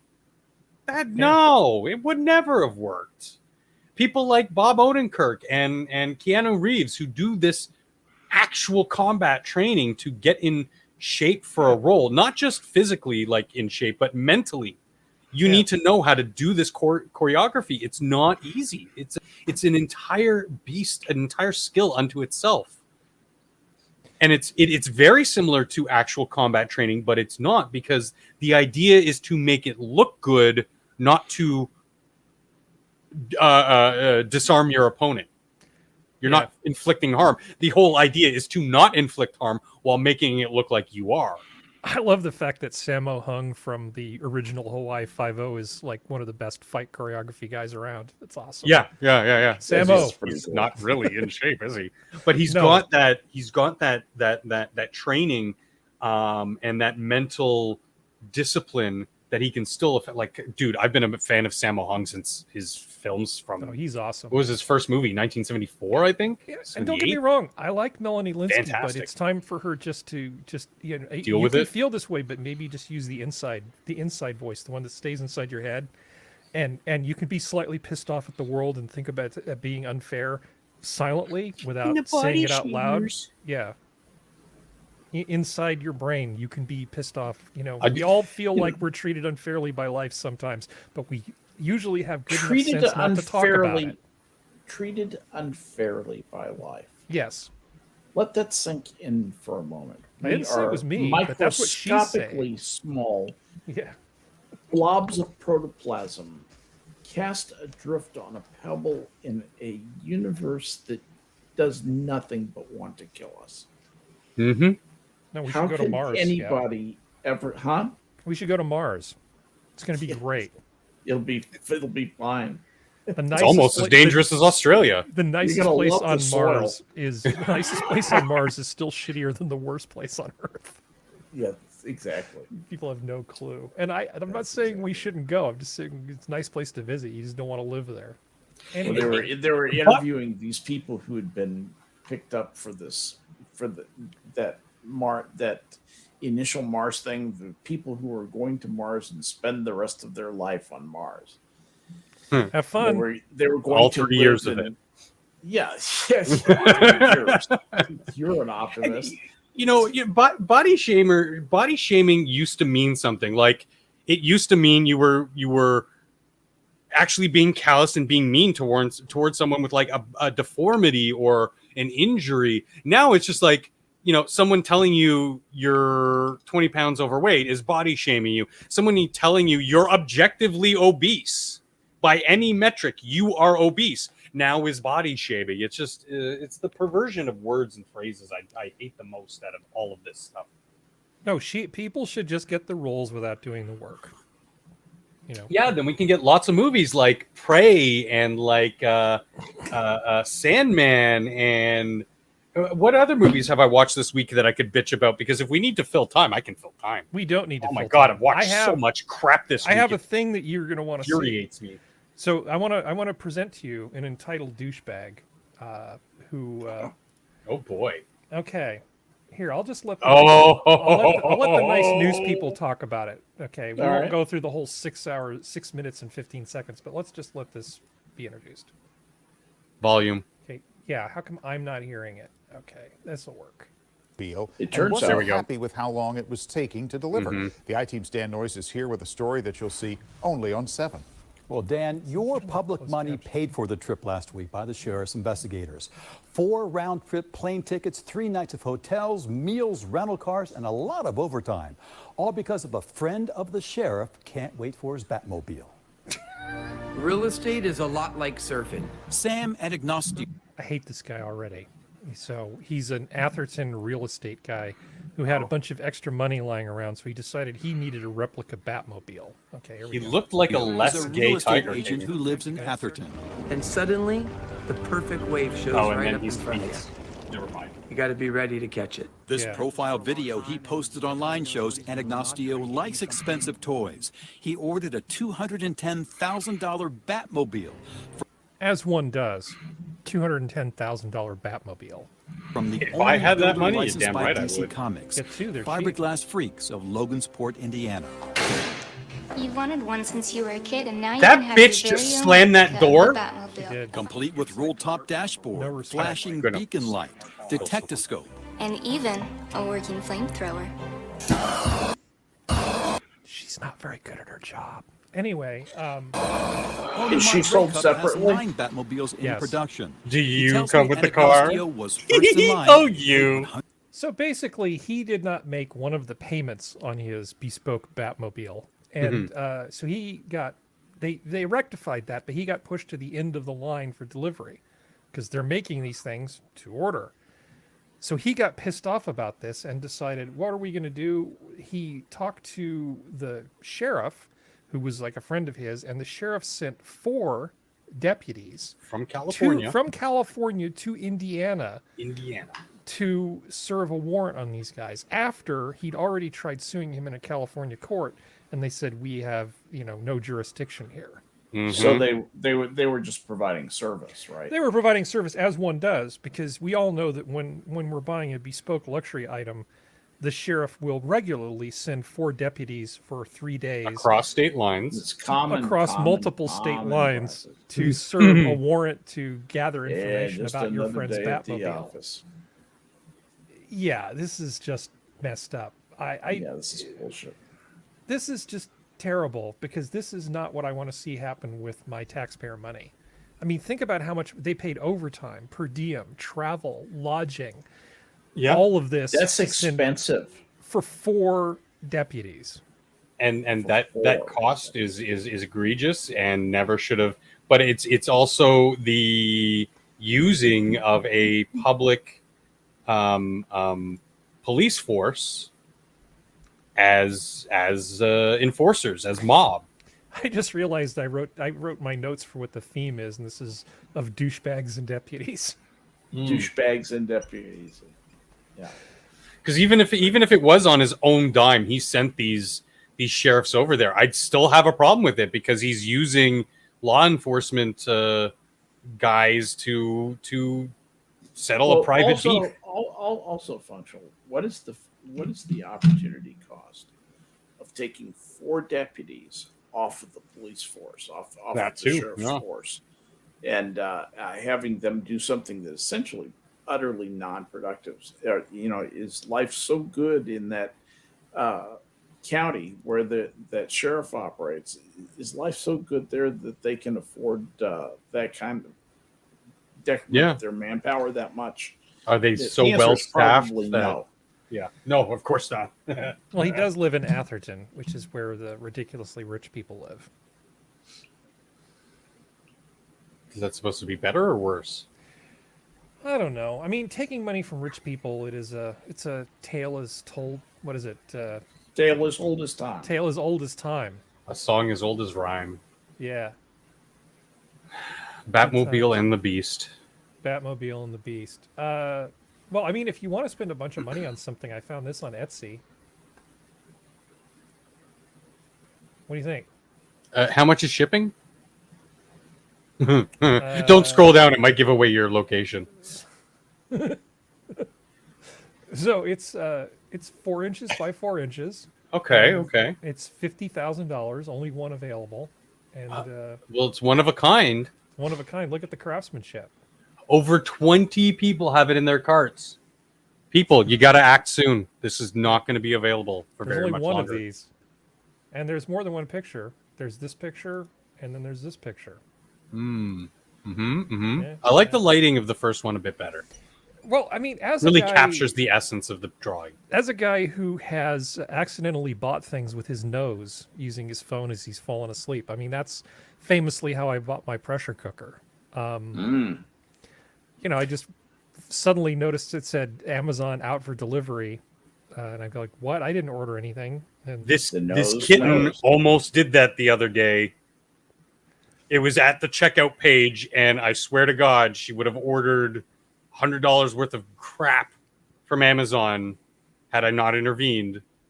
I tell you, these animals, they're learning. You They're should learning. keep the cat away from the iPad when looking at Etsy.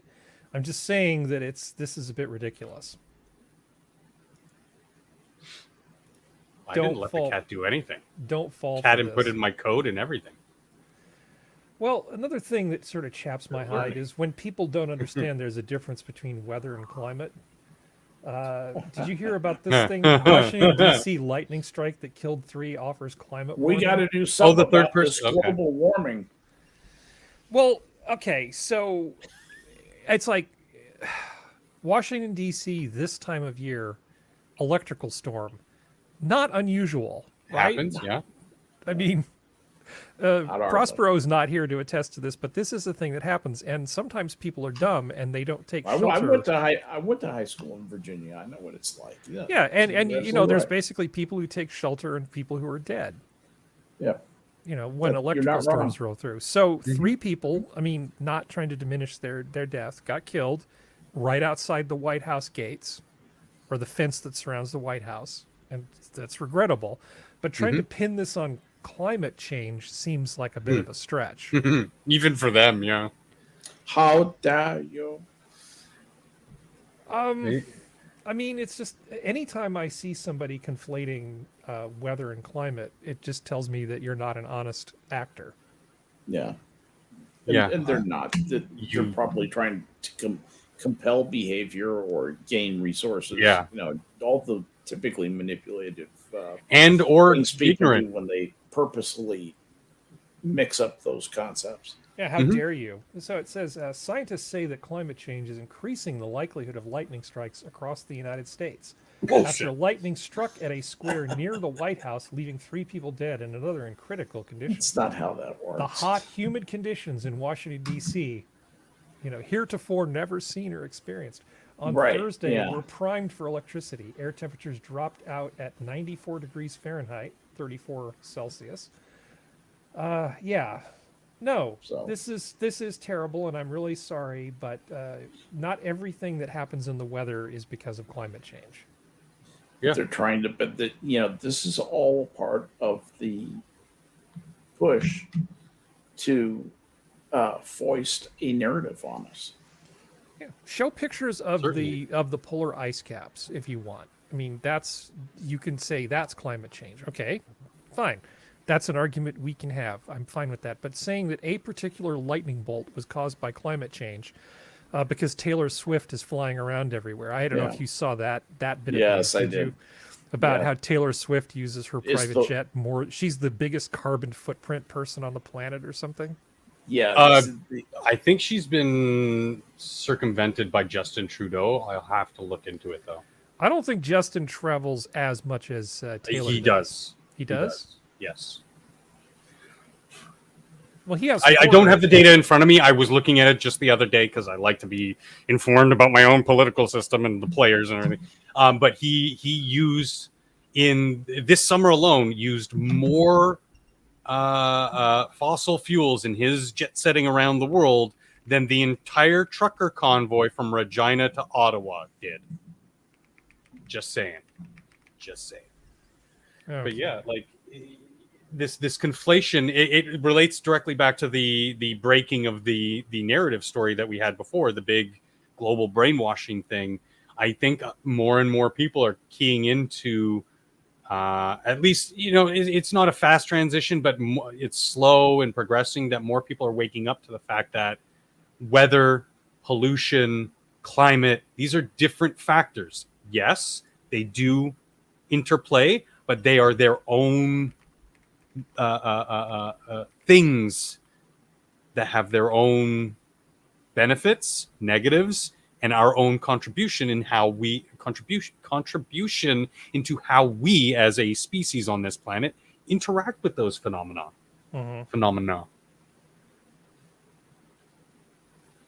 Sounds like you were going to go into the Phenomena song for a moment there. No.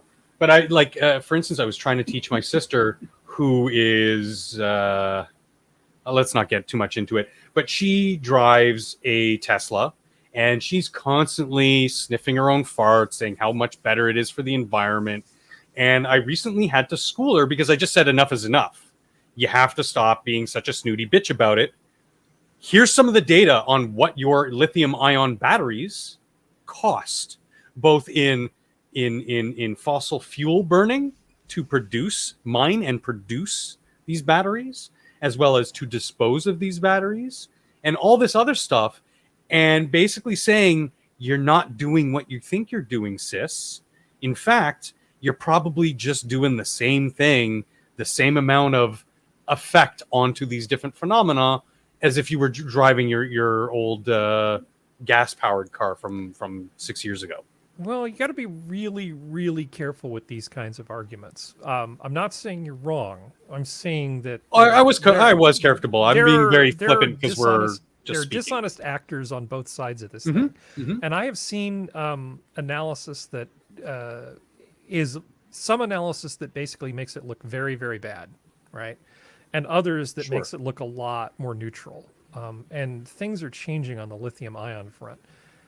It's very easy to cherry pick your arguments when you're coming from things like, well, the cost of disposing of and recycling the blades for wind turbines, outstretches all the power that they produce and stuff.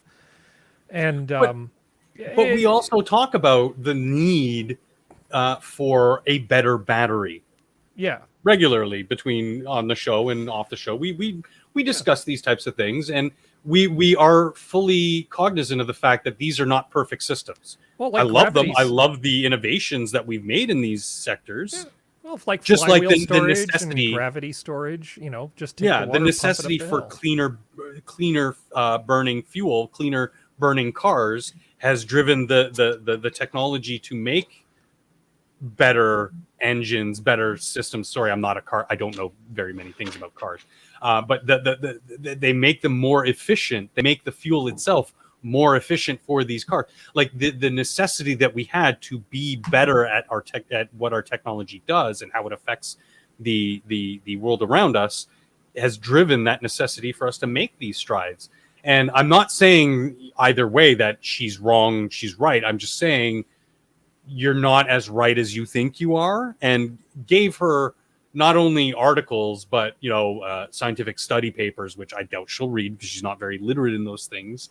I mean, me, myself, I only understand half of what they say in these papers. I'm not that well read on these things and into the jargon, but just to basically say, hey, yeah, this is what the environmentalists say. They're going to be a little bit more hyperbolic. And this is what's happening on China's end. But, here in the United States and Canada, we actually might do things a bit different. And I'll give her something from something like Forbes or something that's very gung-ho about this stuff and saying, yes, we produce these batteries, and yes, there still are some of the similar problems, but we mine the materials more sustainably. We're not strip mining parts of Congo or I think it's Venezuela. I don't know, some South American country. Sorry, that huge swaths of countryside are just completely bulldozed, trees, biodiversity, everything for these mining pools. And we don't go that far in our own backyard. That makes sense. Yeah, there's a chemical.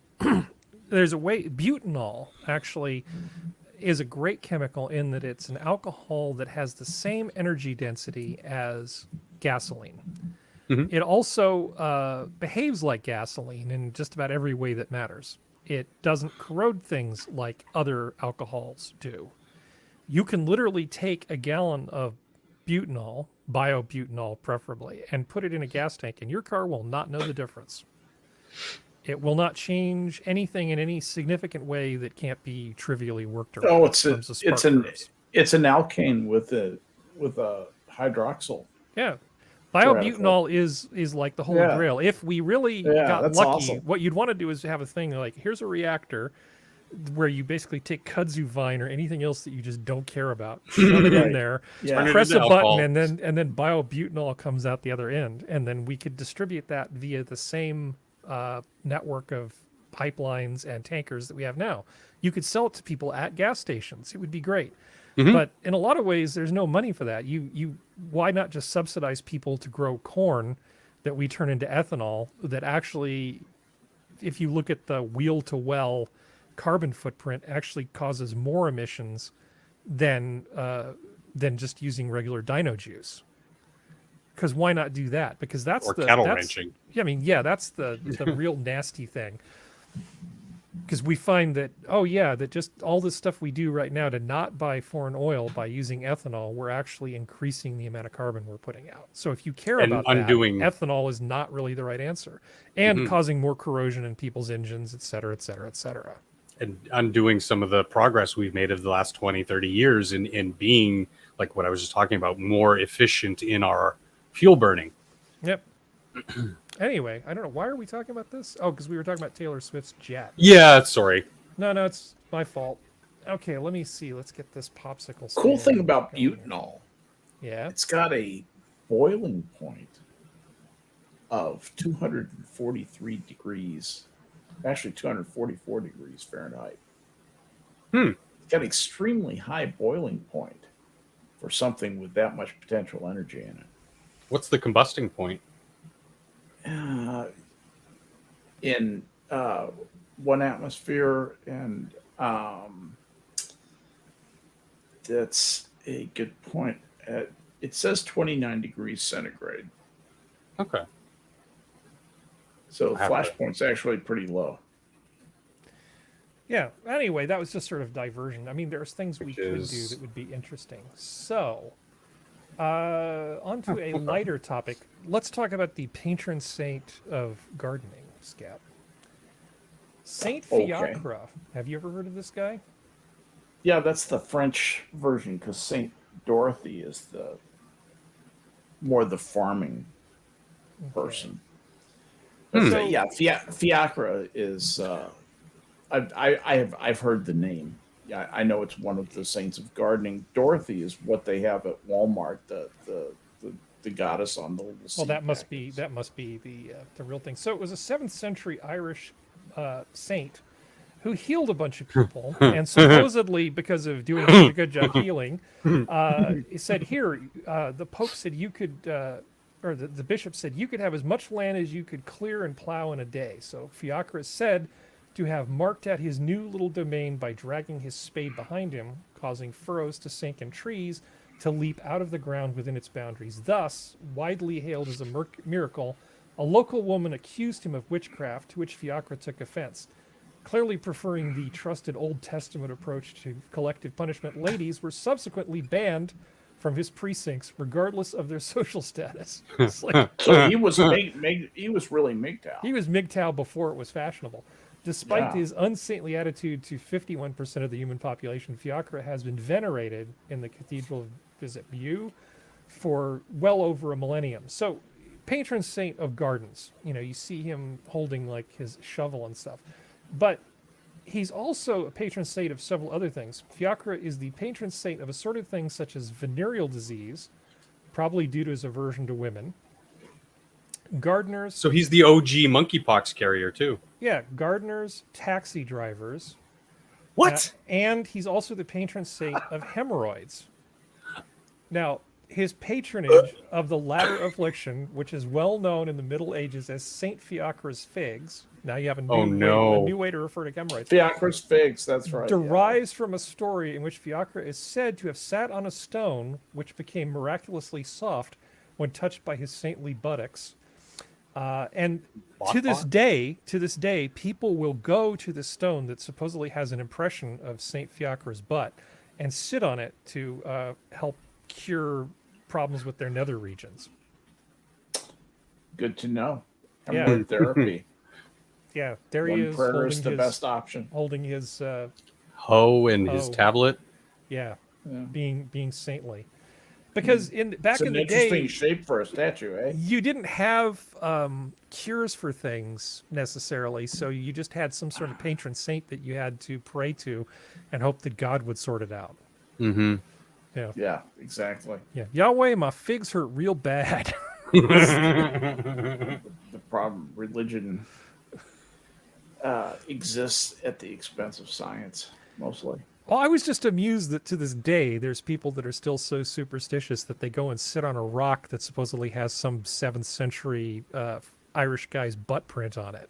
People still kiss the fucking Blarney Stone. I just like the idea, yeah.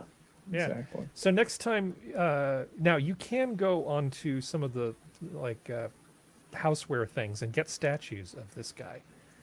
And so if you want to have him there to make your garden more prolific, that's fine. But you know, he might give you an added boost in the nether regions too. So just good to know. Hello. What? The boost to the nether regions. The boost to the nether regions. You perked my attention for a minute there. And so I wanted to look at, how things have basically not changed all that much. So I stumbled across an article about 30 quotes from ancient Pompeii graffiti. And if this guy's sitting there tweeting, I'm going to be very upset. Yeah, he's not sitting there tweeting. So here's a few examples. Weep, you girls, my penis has given you up. Now it penetrates men's behinds. Goodbye, wondrous femininity. So it's more of a Pompeian MGTOW type thing. Yeah, exactly. Swearing them off. And it wasn't all of them, because this other person said, if anyone does not believe in Venus, they should gaze at my girlfriend. Aw, that's nice. Yeah. And then there's the mundane things like on April 19th, I made bread. I made bread. Harry, where were you on April 19th, 802? Only Skep was alive back then. Theophilus, don't perform oral sex on girls against the city wall like a dog. Words to live by. Yeah, I mean, Vibius Restitutus, I can't pronounce that, slept here alone and missed his darling Urbana. That's very Restititis. Restititis. Yeah. A small problem gets larger if you ignore it. Okay, you read this one here. Mercury? Look at Vesuvius. Okay. So you read this one, Functional. I almost said skeptical. SkepFunctional? To the one defecating here, beware of the curse. If you look down on this curse, you may have an angry Jupiter for an enemy. Exactly. And how about this one? Oh, walls, you have held up so much tedious graffiti that I am amazed that you have not already collapsed in ruin. This is fantastic stuff. It's good stuff. And this one is beautiful. Functional. Chi, I hope your hemorrhoids rub together so much that they hurt worse than when they ever have before. Or probably ever have before. Ever have before? Yeah. But I like this. This is like, reading it as it's written. Just reading it as it's written.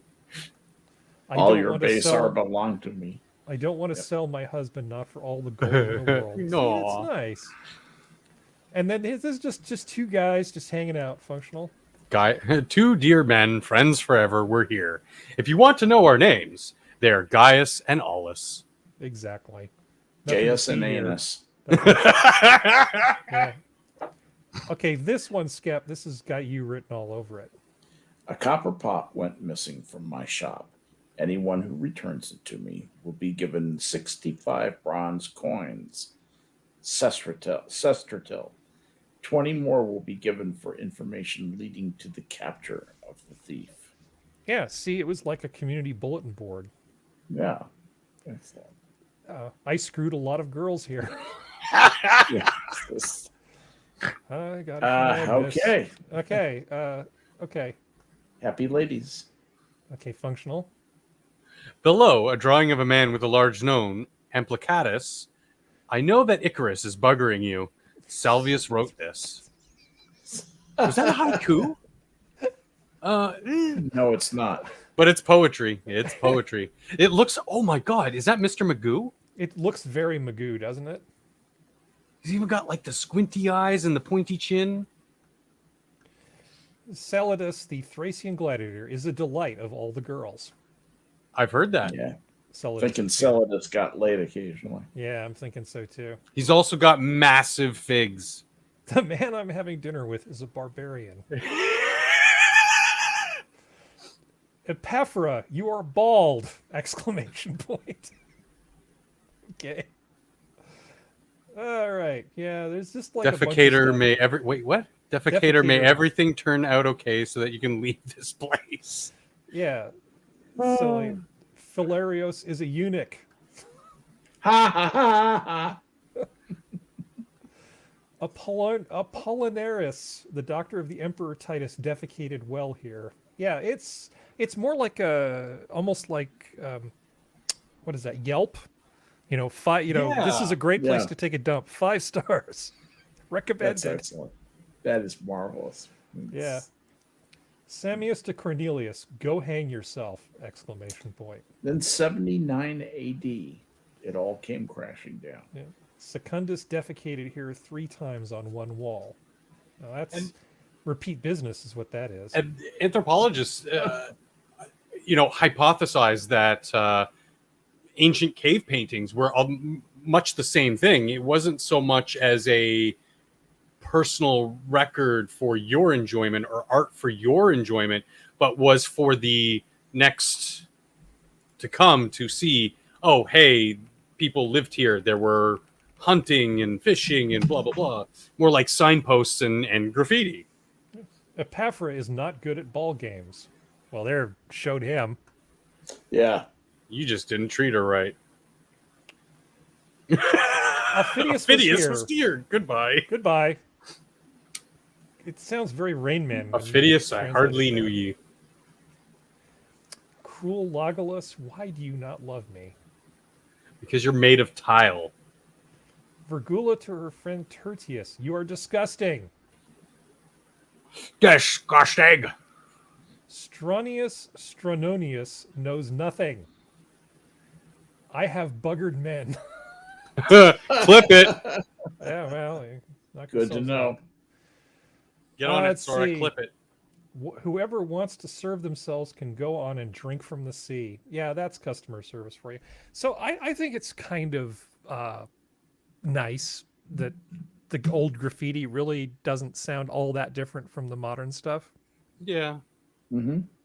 I mean, we think that there's like this huge chasm between us and them, and it really isn't. There's a lot of commonality in the things that humans face, and a lot of those are just little day-to-day things that we have to all face to get through. And how many hundreds of years later are we talking about it? And Sue's got it. Like, apparently everybody back then and today either buggered men or pooped, or both. You know, everybody poops. Yeah. Well, that's certainly true. And most people want to let the world know about it. But some of us have self-control. See, Take care of yourself. I found another document that actually describes not just what the graffiti is, but where it was located. but it kind of screwed up the flow of things. But you can see that for each of these individual pieces of graffiti, like a lot of it appears sort of outside of the bathroom. So there's a reason why people have been writing on bathroom walls for a long time. It's like, yeah, this is a good outhouse, 5 stars. But I do love the just calling each other names and saying you're bald and that you lie with animals. I like that. I like the fact that they did that back then. Well, you gotta call people out. Yeah. You gotta shame them so that they'll be better. Yeah, Stop buggering sheep. Well, it's the whole thing. Like, if you had a mullet and your mullet made you look ridiculous, wouldn't you want your friends to pick on you until you shaved it off? Incessantly so. Yeah, that's what friends are for. Yeah. No, actually, those friends. pants do make you look fat. Actually, that mullet does make you look like a hillbilly. The closest people to you will give you the most God's honest truths. Yeah, sometimes you're That's just how you know you're doing your people a friends are. favor with stuff like that. You can say things that are hard to say kindly. Yeah. You can, you don't even have to sugarcoat it. Just be kind. Unless it's your wife, then it's always yes, dear. See, I can rag on them, Harry, and I can placate them in the same show. Yeah. So there was one more thing that I actually ran across earlier today, which was kind of cool. Have you guys heard of an amusement park called Action Land? No. Or sorry, Action Park. New Jersey. It was this place in New Jersey. It started out as a ski thing during the winter, so it was on this hill. And they said, well, we're not making any money when it's not snowing. We should do something about that. So they decided, hey, we should start having things they can do during the summer. So they made this little thing where it's a cement luge type of thing, and you can get on a little cart with a brake, and then you can go down at your own speed on this thing. And this was called the Alpine Slide.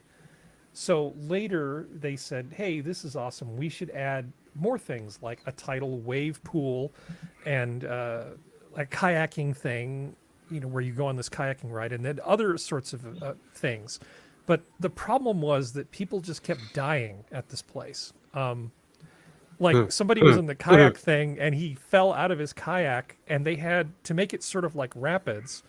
They had these big screws that were basically pushing the water along, but they didn't bother to properly ground the power going to them, and he stepped on one of the wires and electrocuted himself. That was like the first guy of the 8 that died there.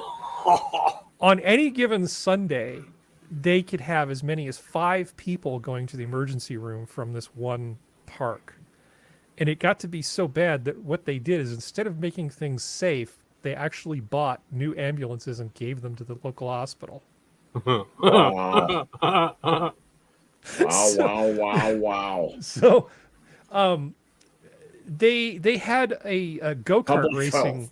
They had a go-kart racing thing that was next to a microbrewery that they set up. What could go wrong? People would get off work, get a bunch of beers, get liquored up, and then go go-kart racing.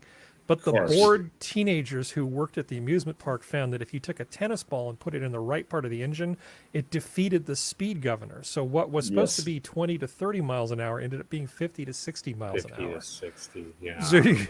So you had these people careening around drunk on 50 to 60 mile an hour go-karts.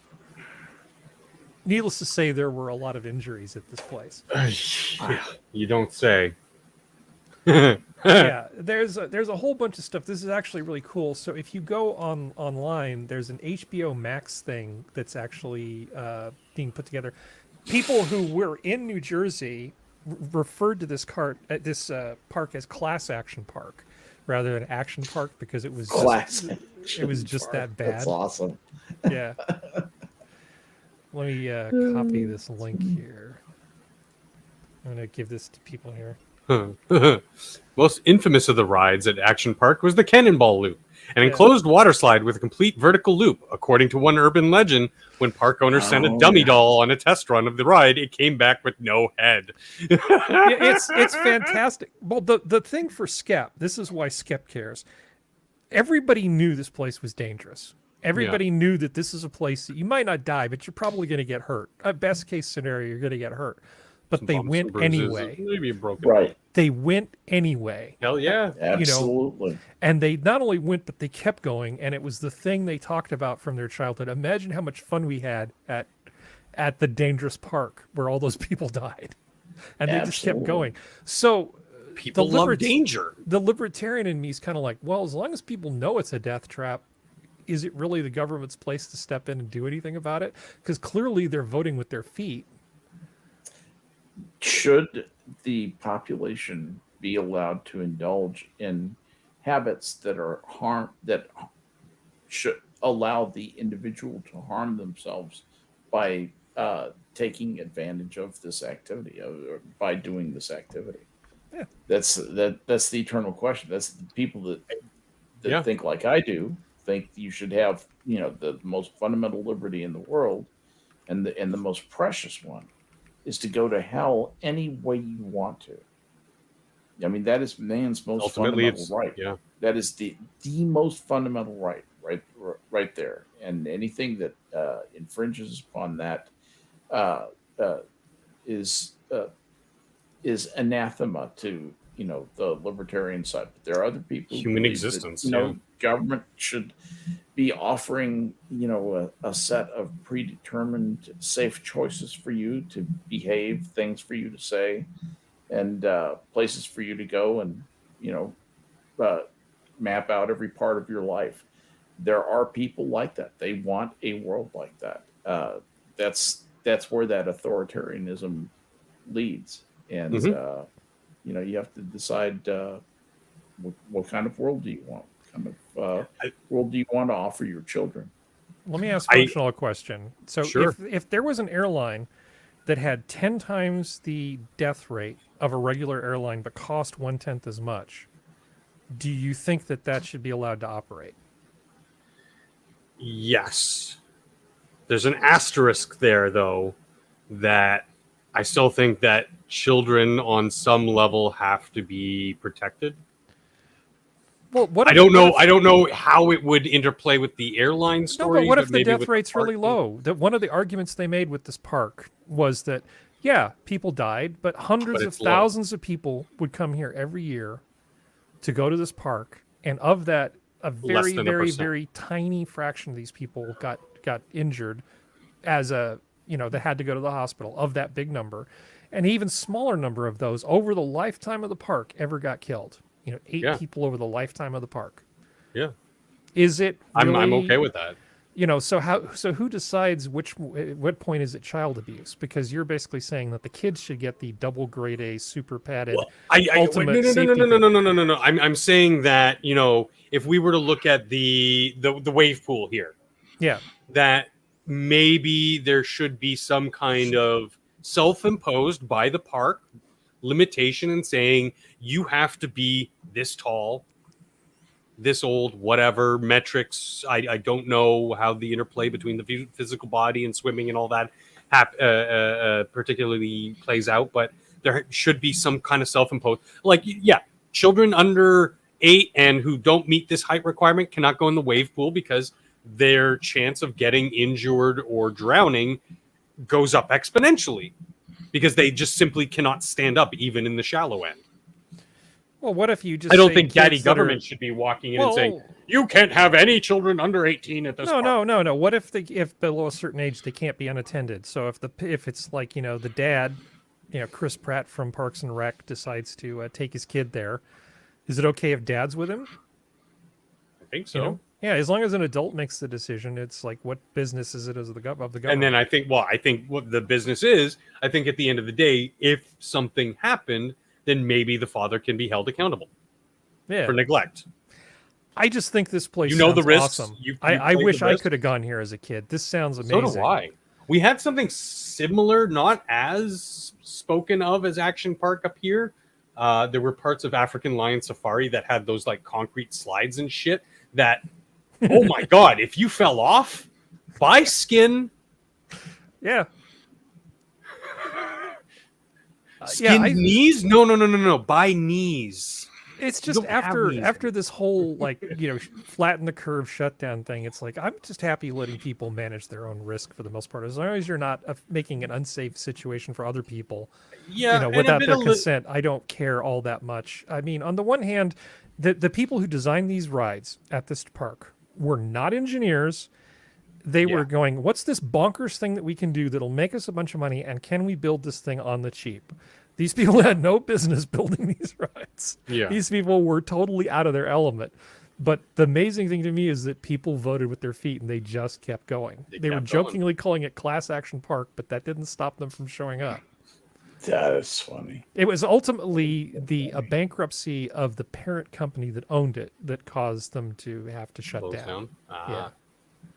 And then it went to private investors and bounced around, and then somebody tried to bring it back as Action Park, only to find that there was so much negative connotation in our current sort of nanny generation that didn't work anymore, and so they renamed it back to some other damn thing, and then I lost interest quickly. Yeah. And the realist and pragmatist inside me is saying, good. Let nature take its course, and there are just some people that maybe through no fault of their own, just maybe through their own poor genetics, just really should be weeded out of the gene pool because they're just not supposed to continue. Okay, that's a good idea. I think we need to come up with our own park, call it Darwin Safari. Darwin Safari. Yes. Okay, I'm done. It's time to let Skep get his well-earned beauty sleep. You guys have anything else, Skep? No, that's all I got for tonight, but thanks for having me on here. I appreciate you coming on more than you know. Functional? Functional is bald. Bald. Yes. Narcissus I loves shaved my head. Narcissus. I shaved my head and I'm damn proud of it. It looks sexy and it feels good. Oh my God, does it feel good in this heat? I can imagine. Night all. Good night, everybody. I'm waving goodbye. Good night, everybody. Zoo's closed. Good night, everybody. Bye. You can't stay here, but you can go to